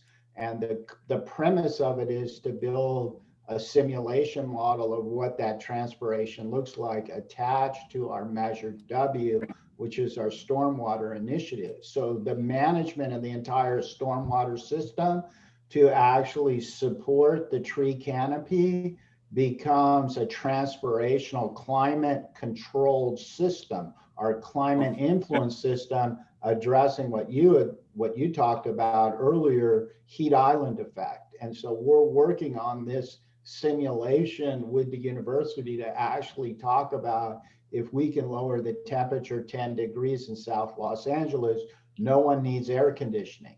And that would create a substantial carbon footprint reduction and an energy demand reduction. So we're working with the Department of Sanitation already with a closed loop model of everything that we're talking about here for the entire South Los Angeles. So that's what that simulation model is actually starting to address. So what Andrew said was the largest one in the United States, sustainability model, 12 million square feet, is actually the largest one ever built in the world, and it's recognized as that. And now we're applying that same premise to the whole basin of Los Angeles and saying, we can take this down to the most granular level, what Aubrey is actually building, and we can scale it up to an entire metropolitan area. And this is what the VCAP model is substantiating through a data simulation.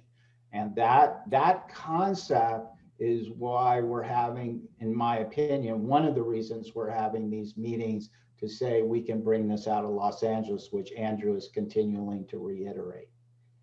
Well, okay. Well, just to give you a little feedback on that idea, which I think is very important, you know, and it's known that leaf canopies in cities will change the climate of the city, the microclimate, which we also call the heat island effect, right?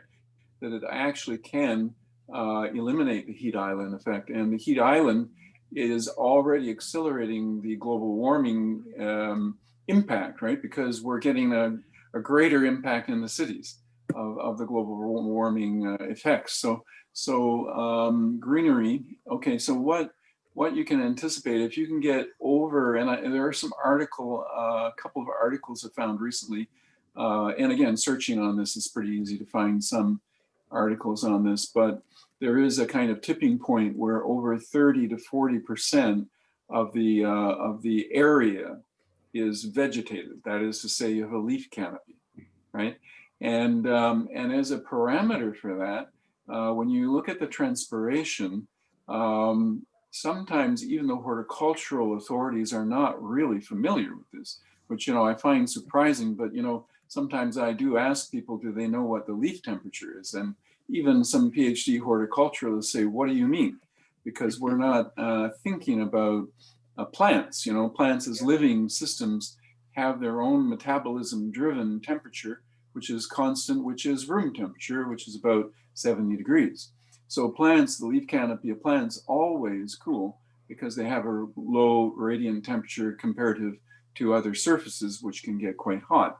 Leaf surfaces never get hot. So their cooling by that means is that they are a radiant heat sink.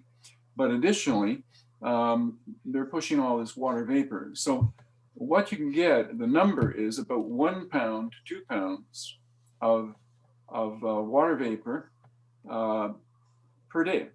And basically, you know, the transpiration rate is exactly equal or proportionate to the insolation, to the solar, load, you know, the actual radiant load from the sun. So plants transpire exactly, and they're very, very efficient on that. So when you know the radiant load, you can get the phase change, you can get the quantity of vapor, because that's exactly what's happening, is that heat is going into latent heat of evaporation.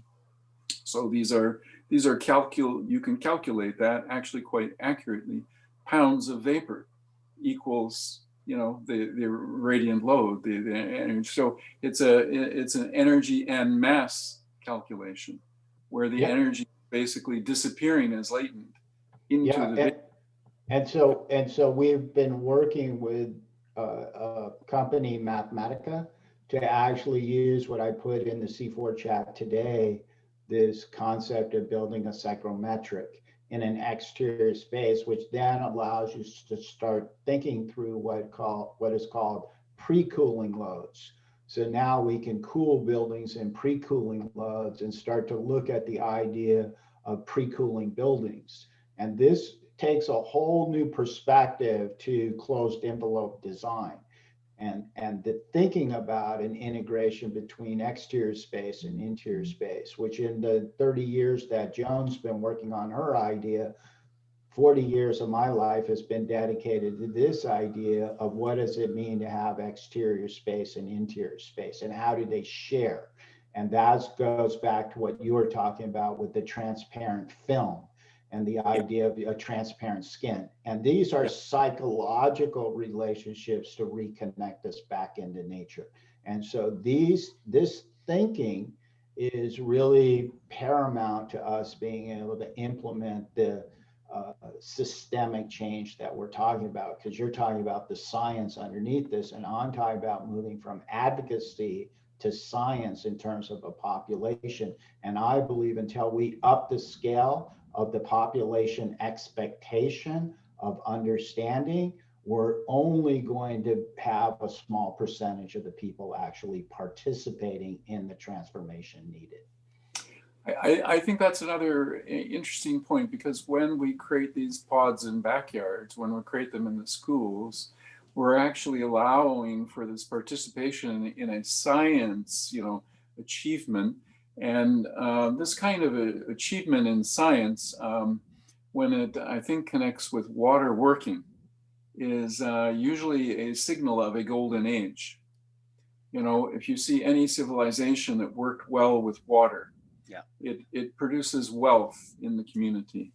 And so what we're talking about is something that has a great simplicity technologically, but has a high science component, where we're actually understanding the principles by which life itself operates, which, life operates pretty well, right?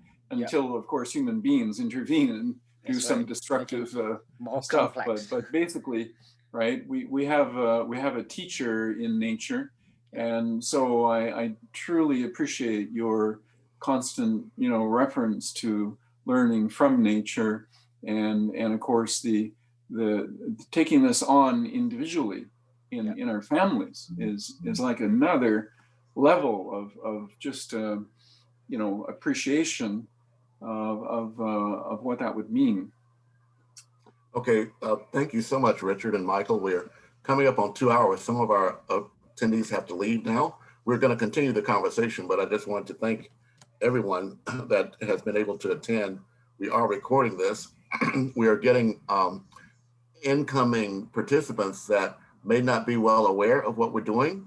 So just briefly, let me say that it's on the screen. I think I've shared the Sustainable Development Goals. And again, the intent here is to focus our energies on what's called the Decade of Action on the SDGs. The SDG pyramids have taken the initiative to actually break those down into segments. So you have the first 10 dealing with people, and the next 5 dealing with ecological, and the last 2 dealing with spiritual. So technically what we're doing here is SDG number 17, which is Global Partnerships for Development. So I just wanted to thank all of you and understand that whatever it is that we bring to the table, it has very much relevance to what we're trying to accomplish. Since Eddie Dion Economics, Mike is not muted, perhaps Eddie Dion, are you there? Can you hear me? Oh, I wanted to let you know that you're welcome here. You're the president of an organization of which I'm the chairperson of the International Advisory Board for Eddie Dion's company. It's called the Association for Health, Safety, and Environmental Awareness International. They're based out of Abuja, Nigeria. But they have penetrated in every area of that country to actually address safety issues. So Eddie Dion, could you please introduce yourself? Yeah, thank you, His Excellency Andrew Jr. I'm very happy to be here, though I'm just coming from another physical meeting. And I saw the meeting link drop in the C4 group. So I said, this meeting I must have to attend, come what may. So I'm really happy. My name is Gideon Ekanem. Like Ambassador Andrew mentioned, I'm the president and founder of Association for Health, Safety and Environmental Awareness International. So we've been over the years, we've been trying as much as possible to see how we can gather people and talk about health and safety. And from next year, we'll be, trying as much as possible as well to implement the SDGs. As we speak, we are trying to put together the planning team in order to see how we can achieve this. And on the 5th of December this year, we'll be having an international conference. And the chairman of the planning committee is Ambassador Andrew.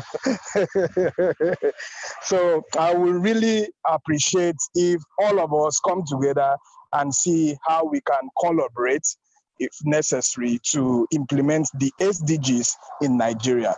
Thank you very much for having me today. Well, thank you, Head Young. Yeah, so technically, again, all of you are invited to participate with these upcoming activities. Lady Alicia Hamilton is here, and I've brought her on as co-chairperson with the idea of, again, empowering ourselves to not just be consumers of content, but become producers of content. So we're hoping that each of you will identify one or more of the SDGs that your project is related to, and consider becoming our media ambassador for your area, for that particular area. So let me see if there's anyone else that's joined us before we move forward. If you haven't yet spoken, please introduce yourself. Let's see, Andre, you're here. Basit, you've been here from the beginning. Could you unmute yourself and introduce yourself, please? Hey, Andrew, before you advance this, can I just make one comment to what Eddie Ong is talking about? This is a book I'm reading currently called Climate of Fear, written by Wole Soyinka, who's from Nigeria, who's talking about this public safety conversation. And the subtext is the quest for dignity in a dehumanized world. And I want to share that because I think that this whole conversation of transitioning to a grassroots conversation, this public safety and public dignity is a really important component. So I'm really happy that Eddie Wong is on the call or in the webinar, and I wanted to acknowledge that. Well, I do certainly appreciate that. I look forward, Michael, for us connecting, just to let them know you're also involved with the University of Southern California and their safety committee. Is that correct, Michael? And so we have a vested interest. Yes, the Safe Community Institute, correct.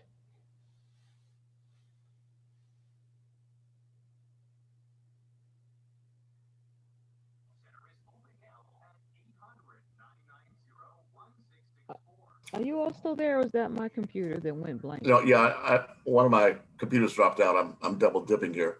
Oh. So yes, I'll put into the link, the chat, oh, Michael, for the chats that you put in the C4 group, if you could copy and paste them here, I would really appreciate it. So when we save this version, when we save today's edition, we can also have the references to that as well. So, and Food Foundation. Andrew, yes. so I'm gonna insert real quick too, and then I have to go to another meeting at 11. Can I get my turn for introduction? So I just wanted to say to Mr. Ekanem, when you do your program, or have you considered emergency preparedness for people on the ground as well? Just wanted to make that insert for community preparedness for emergencies and disasters, to build their preparedness so when something does happen, that they're more resilient in their recovery. So I'm just adding that little plug for emergency preparedness because it's sometimes overlooked but critically important with the way the world's going today. Thank you. So, Ed Young, I'm not sure if you heard the question correctly, but how, if at all, is disaster planning and preparedness engaged with what it is that your organization does? If you can unmute yourself and reply, I'd appreciate that.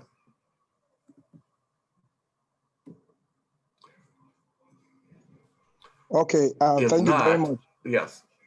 Yes, please Hello. go right ahead. Yes.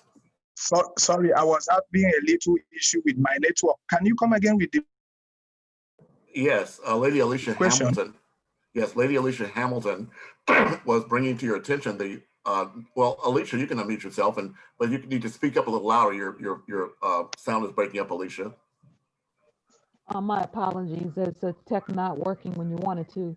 I hope that helps some. What I was asking in your program, if you have inserted emergency preparedness for disaster preparedness that also leads to quicker recovery, which we call resiliency when something happens. And so when we talk about these kind of things for, for the community, that I always try to just check off that box that emergency preparedness is integrated into those plans. Is exactly. Actually, it's one of the key areas when we are talking about health, safety, and environment. You cannot talk about safety without having to mention the emergency response plan. Like in corporate setting, it's one of the key in ISO 45001, 2018. It's a key clause in the standard which says an organization should have a process in place, should establish a system in place for emergency response. So in my organization, which is an NGO, what we do basically is because we have doctors, we have nurses in our system, we also have other healthcare professionals, community healthcare, public service people. We also have core safety professionals who have been trained in emergency response. Emergency response has something to do with a medical emergency, fire emergency, and other emergencies, maybe domestic emergency. So this is basically what we go out to do, public safety awareness. We train people, and we also collaborate with other agencies like the fire service, public fire service. We also collaborate with other hospitals. We have this relationship, MOU with them in case something happens. Okay, we have some people in our organization that, will volunteer to help. We also see to it that we collaborate with the Federal Road Safety in Nigeria. In case there is a road emergency, we will be able to help in strategic locations. Like in Nigeria, we have about 36 states and the Federal Capital Territory, which is Abuja.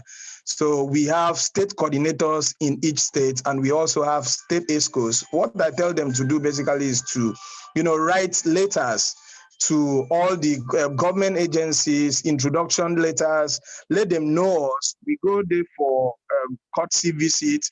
We explain to them what we do, every other thing we do, our objective and all that, which the emergency preparedness is a key one. It's very, very critical. So that is how we operate. Thanks. I think John Kerr, you had a question? No, your hands was raised. Michael Rindler. No, that was from before. Thanks. Okay. I have a question. Yes. I'd like to, I comment on the emergency situation, right? Because I see that the parapet actually can be used as a emergency shelter. If the emergencies happened in the winter time, if you're familiar with the Bible, Jesus talked about this, that you pray the great tribulation won't fall on the Sabbath day and neither on winter, now that in winter time. So that's I see actually once I discussed with my Chinese franchisees, I mentioned that, this could be used as an emergency shelter, and then once you get the proper, the controlled environment, right, you can actually survive the winter, right? It's not just for the plant, but also for, for emergency human habitat, right? So, in the case, I can just use it to grow, to do aquaponics. but when emergency happened, I have to leave my house, right?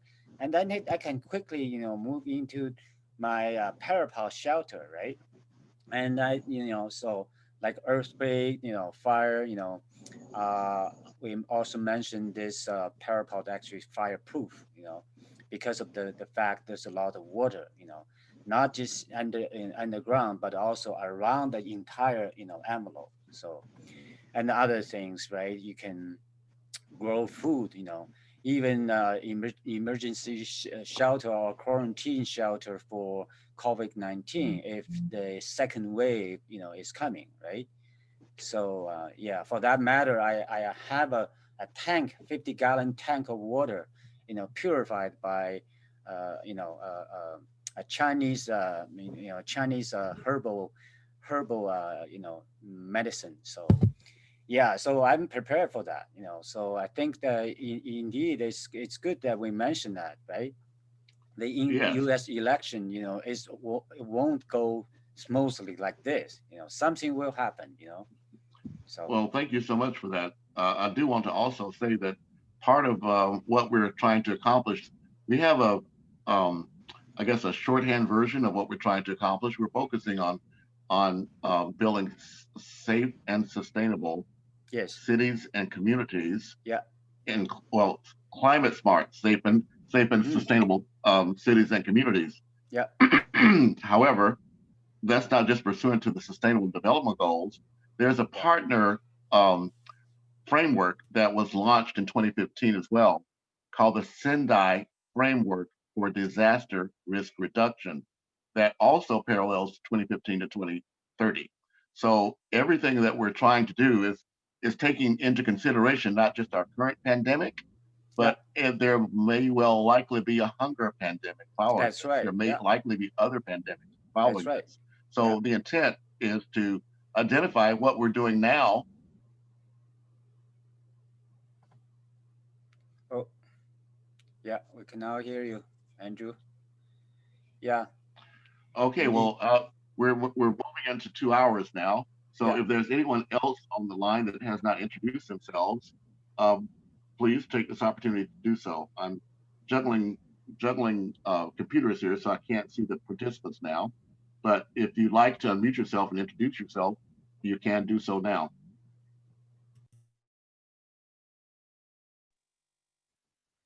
Hello, this is Basit Ali Khan from Pakistan. Can you hear me, please? Yes, Yeah, we welcome. can hear you. Thanks for joining us. Yeah, sir. Welcome.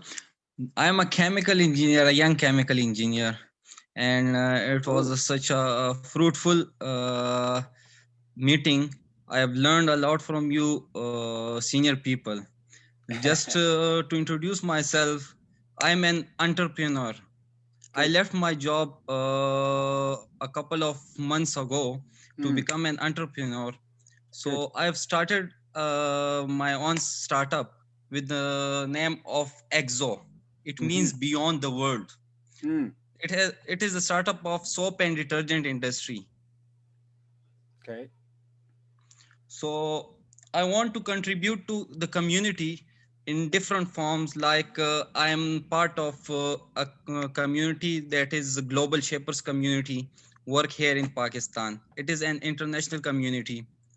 It's a volunteer work. I'm also doing work with the SDGs community in my province. And the point of my SDG community is 6 number, which is clean water and sanitation.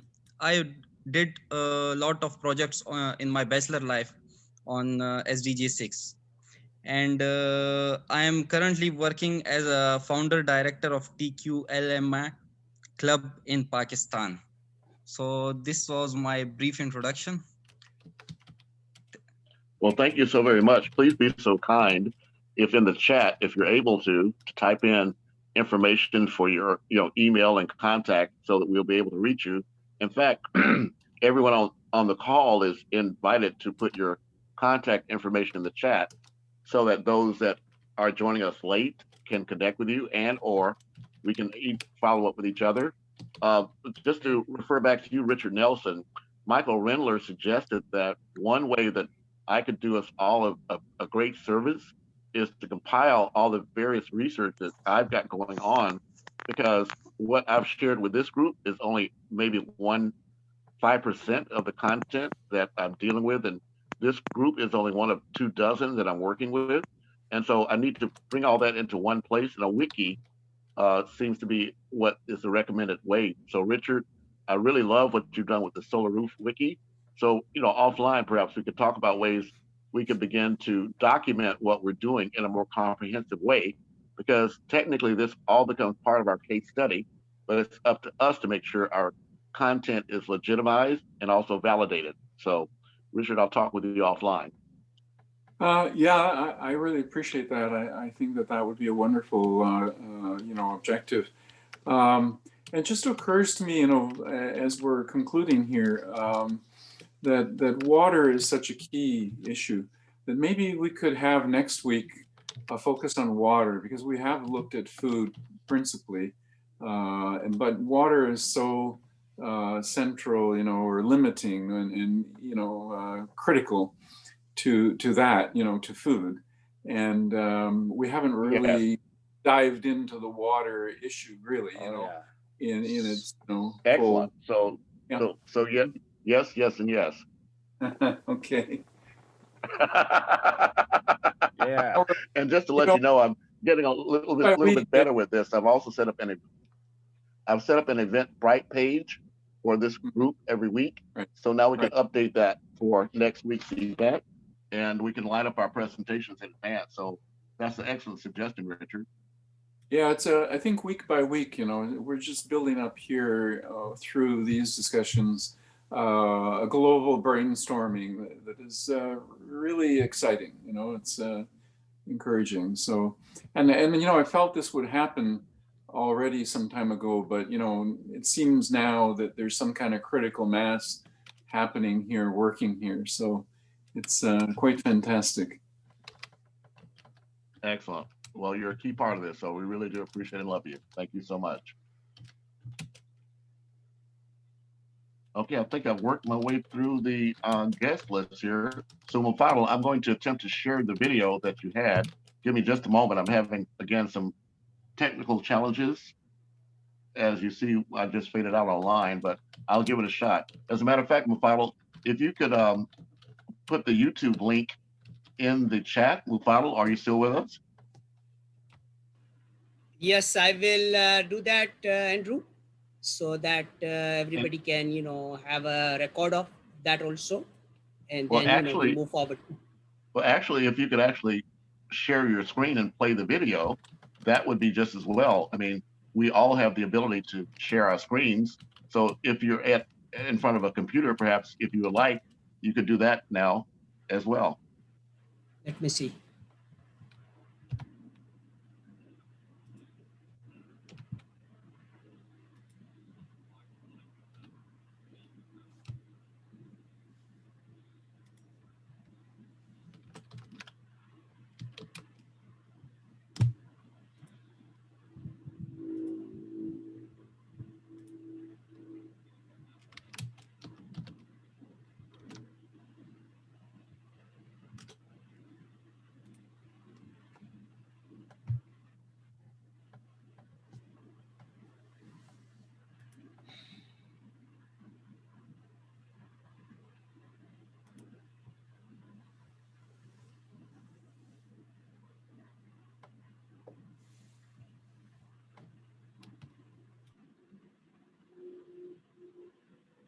So the video for today.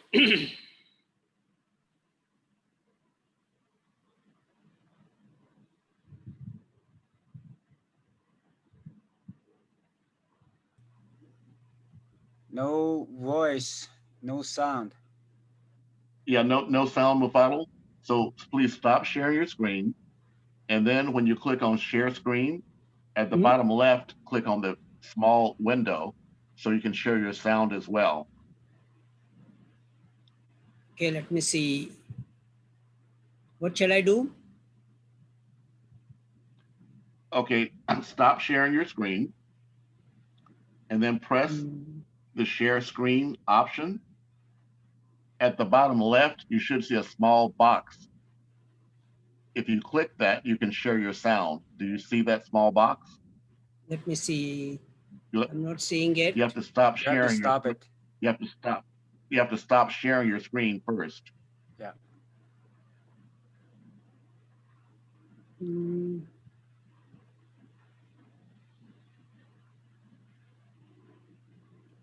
Let's see if I can stop sharing your screen for you. please do that. So I cannot actually access my menu. Okay, no worries. Let's see if I can. I've got multiple challenges on this end as well. Okay, come to Bitipod, our I know. Bitpod is a good one. I like Bitipod, you know. I take all the opportunity to promote myself, you see? I know that. Andrew should move to Bitipod. Yes. Make my Bitipod famous. I agree, actually. Okay, let's see here. Okay. Okay, now I'm still viewing your screen, Mafalda, and I don't see how I can stop you from sharing. Let's see. Okay, stop share. No, I can do that now. I did that. Okay, stop share. Okay, very well. Yeah. So now when you press the share button again at the bottom left, you should see a small box that says share sound. Yeah, share. Okay. Sound. Once you click that box, then you have to again select the screen with the video on it. Okay, let me do this again and share. When I say share, it just goes to the screen. You share the screen. Well, here's the thing. You have to stop share again. Stop share, and then okay. bring up on your screen the video. Make sure the video is on your screen. Right.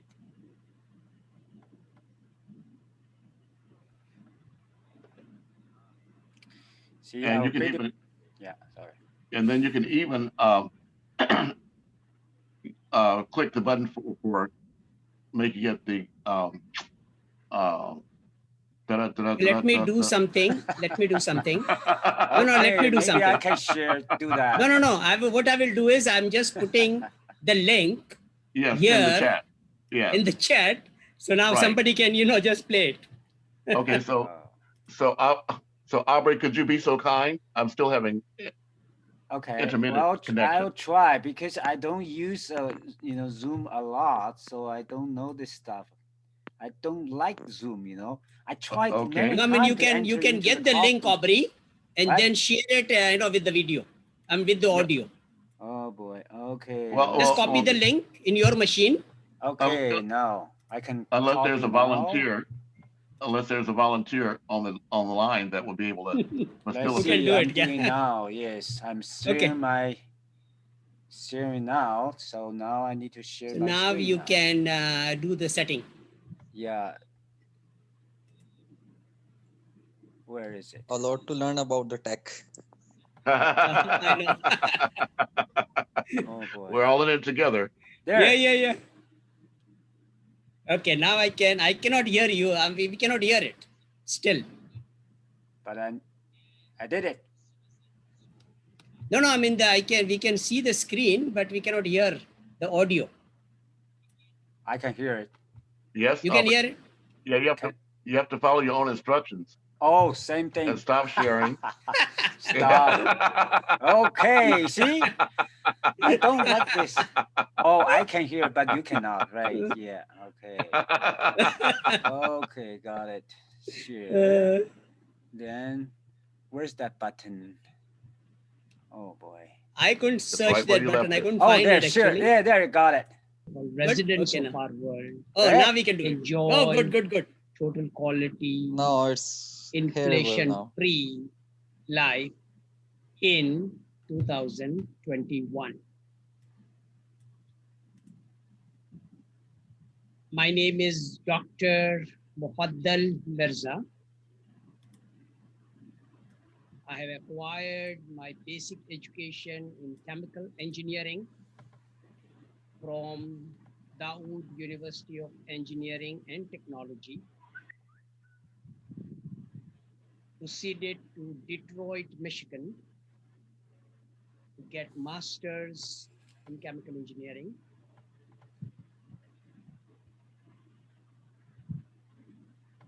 Diversified into food science and acquired PhD from University of Illinois, Urbana-Champaign. Thoroughly enjoyed my postdoctoral assignments in Nova Scotia, Canada. Returned to Pakistan to start up Procter & Gamble. And the last employment was at Institute of Business Management as Associate Professor of Industrial Engineering and Management. And Total Quality Life Maintenance Association at IOBM was transformed into Total Quality Life Maintenance Associates, TQL-MA, as a proprietorship. And today, that company, after about 53 months, has acquired the status of SAM's TQL-MA Global. A company, a unique company with mission to provide total quality family life to global families by empowering mothers. 2 billion mothers are available today. Join TQL-MA Club with one People's Gold coin, which is equivalent to 0.025 gram gold and 2 Canadian dollars. So the plan is to provide sustainable income to all families by transforming mothers into climate smart teachers and entrepreneurs. COVID-19 has been a blessing to enable fellow scientists and engineers to develop solutions faced by the residents of our planet, from presidents to the poorest person. And the solutions which we have developed is economic as well as healthcare. People's Gold coin is our economic solution. We are offering holochain gold. Holochain is a climate smart blockchain technology which enables us to execute global business corruption free and enables all residents of our planet to enjoy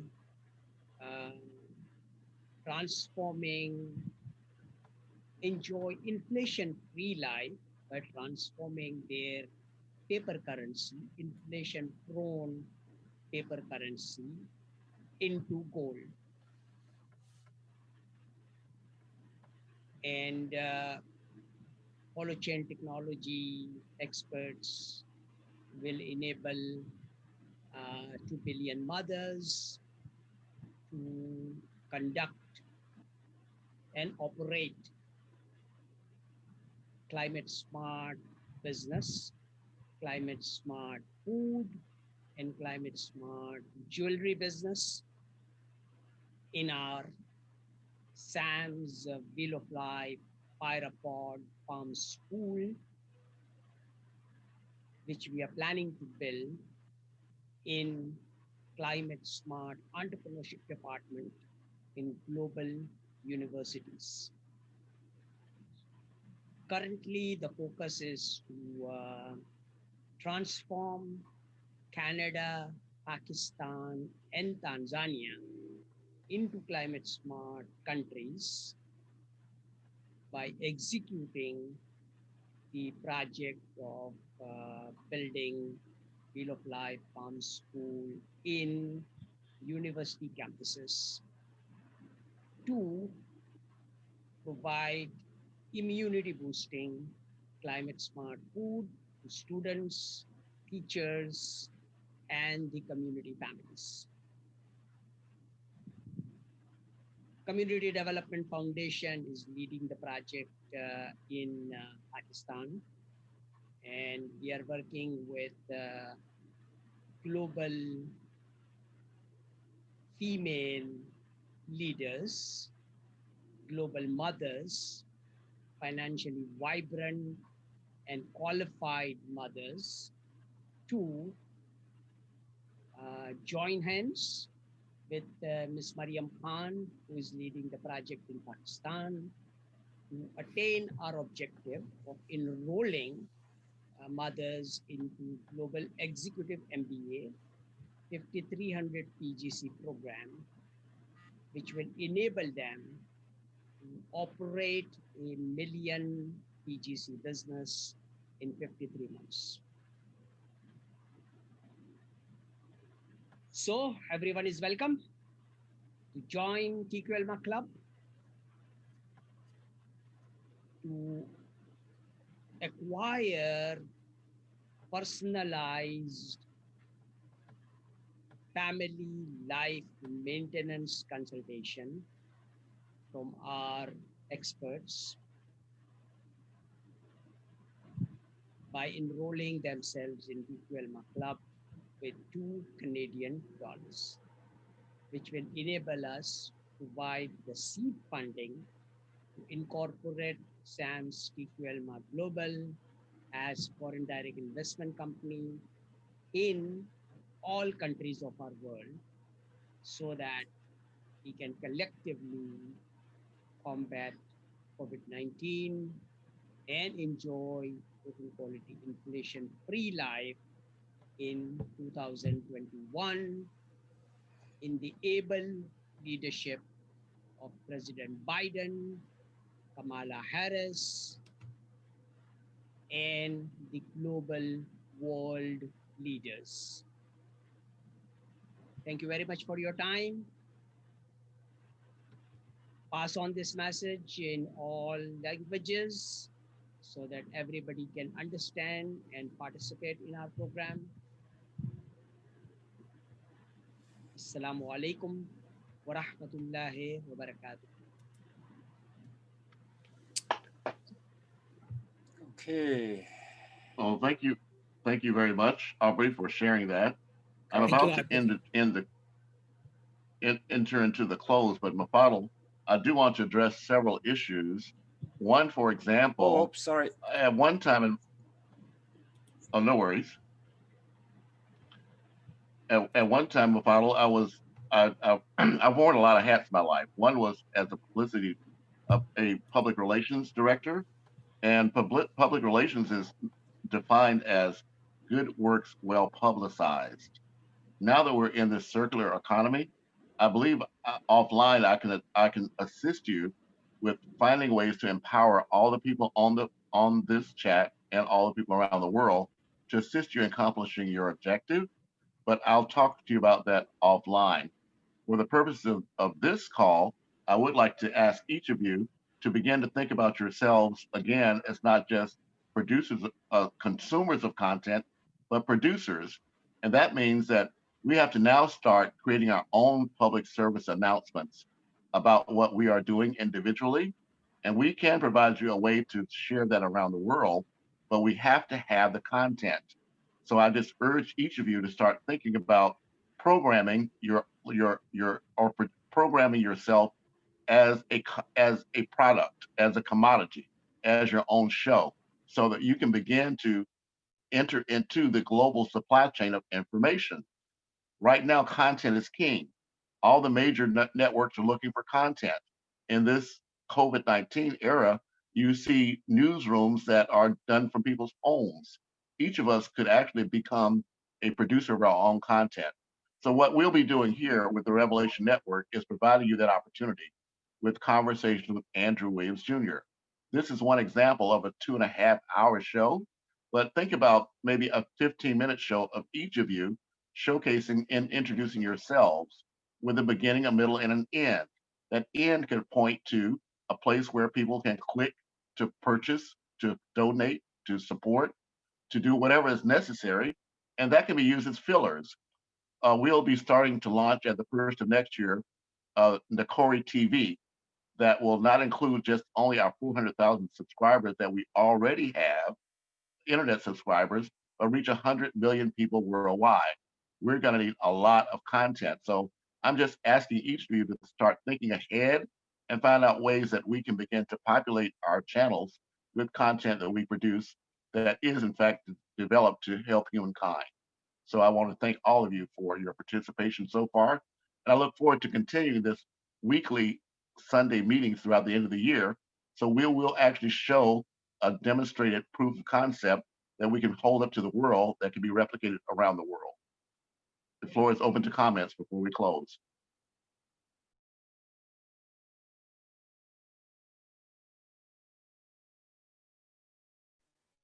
I guess, Andrew, I could maybe say just a couple things on that. I'm hoping that everybody can actually hear me. But I just would like to offer that maybe in my conversations with the mayor of Wichert Stouffville next week, that I could also offer that their community actually could become a showcase hub where we can actually begin to, let's say, if we're going to be implementing programs such as Mufaddal's Wheel of Life Farm School, perhaps Aubrey's Biddy Pod, pod buildings, demonstrating these integrated solutions where they can also act as a community that broadcasts what it is they're doing regularly over these networks. And then we can have a way to really reach the world with these messages and these solutions for implementing the SDGs at the local level. Well, thank you. That's very important. I do want to let you know, Lloyd, Joan Kerr will be the first one to tell you that it's important that before you go into that meeting, to have your agreements with each of the organizations or projects that you intend to represent. So when they get paid, you get paid. But more than that, the mayor of that city is also eligible to become a member of the United Nations Global Compact Cities Program at no charge, if in fact they do comply with the very lax, lenient responsibilities for doing what, in fact, you know that the city is doing, Lloyd. In many cases, we have an underreported progression in each of the Sustainable Development Goals because so few organizations or cities even know what it is or have taken the time to categorize their activities as such. So with the Saga Foundation Inc.org website, we are there allowing anyone in the world to begin the process of registering with the United Nations, but part of the process helps to identify which of the 17 Sustainable Development Goals their mission lies in, and then taking the further step to make sure they're a legitimate organization. One of the cons about the United Nations Global Compact, particularly in its earlier stages, was that people were using it to greenwash their corporate social responsibility by claiming to do these things but not actually doing them. So part of the process we're taking is in having those registrants with us to actually demonstrate what they actually are doing and have references to demonstrate that. I know, Lloyd, you yourself already are involved with multiple organizations that meet those criteria. So the simple step is to begin, I think, to follow our plan, which is to register as many organizations and cities and educational institutions as possible with this global effort, so that we can then begin to command the attention of the politicians and people in power.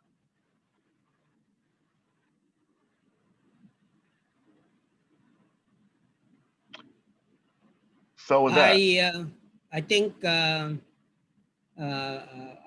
it's a fantastic recommendation. We will be doing, proper documentation, joint venture agreements with all the, stakeholders. So everybody is crystal clear with their responsibilities and, roles, so we can move forward without any hiccups. I recommend Engineer Basit Ali is ready. Because he described that he already is starting the production of these detergents, and we would like to transform his product range, which is planning to duplicate the Procter & Gamble product range in terms of detergents and all other consumer products, so that we want to transform his product range into climate smart. And he's offering us a 12-acre site where we will be building our first Wheel of Life Pyropod farm school in his village. So I think probably we can give opportunity to Bassett next week to prepare a presentation about his site, about the activity he's doing, and the progress. He's also collaborating with University of Peshawar, where we will be setting up our first climate smart entrepreneurship department and the Wheel of Life Farm School in University of Peshawar, which is a very major university in KPK province. And that will enable us to, demonstrate to all other universities what we are talking about. So that is my recommendation, I think, and I have learned a lot from Aubrey, and Aubrey is a driving force, and pushing me really to, talk little and do more action. So that is what we are planning to do. Well, next week we're going to be dealing with water, as Richard suggested. So perhaps the following week we could do that. But offline with Bottle, I would like to ask you to work with me to get those universities, again, registered with the United Nations Global Compact. It's free to universities to do so. And in our efforts, therefore, I could complementarily assist you, but also understand that I'm sure Richard Nelson will be the first to say to you, Mafaro, you need to become a commissioner, so that as you develop these Pyropod schools and models, that you yourself can get paid. And that could be either you individually or the organization. But it's those kind of decisions that I'm suggesting that we begin to make now as we go forward into the future. I 100% agree. And I think with all the platforms which are available, it actually fills in the gaps, reaching everyone with agility. Lloyd has been recommending to, get out of my PDF enrollment forms and get online with the, current technologies and stuff like that. So I think that is the beauty of this collaborative efforts, that everybody's strength can be sort of, integrated. And so that, again, the term which I'm using is to accomplish our objectives with agility, which is what is required in the COVID-19 world today. Very well. Well, I'm going to wrap this up. I do want to also say that you are speaking about terms and technologies that actually were, I think, very much assisted in Japan by Edward Deming quite some years ago. I know. I taught Edward Deming, and everything which has been done actually. So I am a learner, and all these people are my sort of mentors in a way.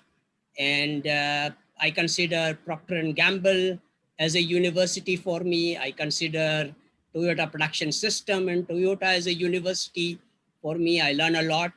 And now what I learned most is learning is one thing and applying the learning is very, very important. And that's why I want to apply JIT, just in time, in education. I certainly agree with that. And the reason I brought up Edward Deming is because his contemporary is Dr. George Kosmetsky. And here in the United States, he's well known as the founder of Teledyne and also as a mentor to Michael Dell of Dell Computers. But he's actually the founder of Global Business Incubation, of which I am an alumni through my 2000 introduction to him and Raymond Rie. So what they did was they created a publication called the Corporation of the Future in Zero Time. So technically your just-in-time process works complementary. Exactly. So we'll have that discussion. We'll have that discussion afterwards. I think synergies are all along, you know, everywhere. Wonderful, wonderful. So everyone else, this is the college. So I think I like zero time, Andrew, because it syncs with zero waste. Exactly, and also zero-based budgeting. But that's another conversation offline. Right. All right, so everyone, thank you so much for your time. If there are any closing thoughts, now's the time for them. Otherwise, we're going to wrap this up, but the floor is open. Well, my closing thought is a bomb for everyone. U.S. election has not ended yet. Oh, not only do we know that here, but we're quite well aware that it will be December 14th before the electors actually make the vote, and it will be January 20th before their actual transition happen, if it does. So we are in a time of uncertainty until there's a time of certainty. Yes. I'm not confused. So, Mafado, get your prediction right before you do the congregation, send the, well, I think I'm offering. We don't know yet. I'm offering everyone in United States to spend their Christmas safely and comfortably in Canada. So how many are you going to be hosting in your pyropod? No. See? I see it's time to just everyone enjoys the White Christmas. Thank you so much. Talk to you later. Have a good day. I love you all. See you next time. I love you. Bye. Okay. Bye. Bye-bye. Bye-bye.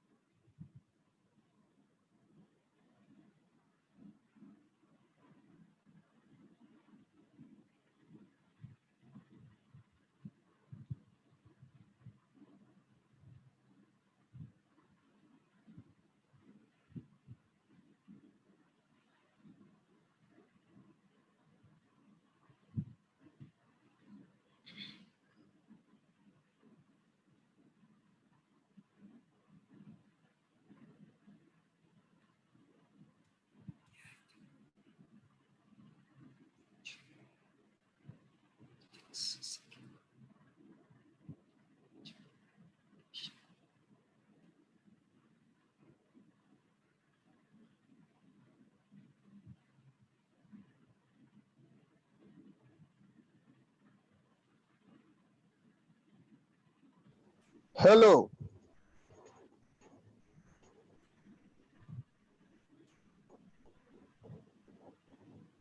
Hello. Hello. How are you?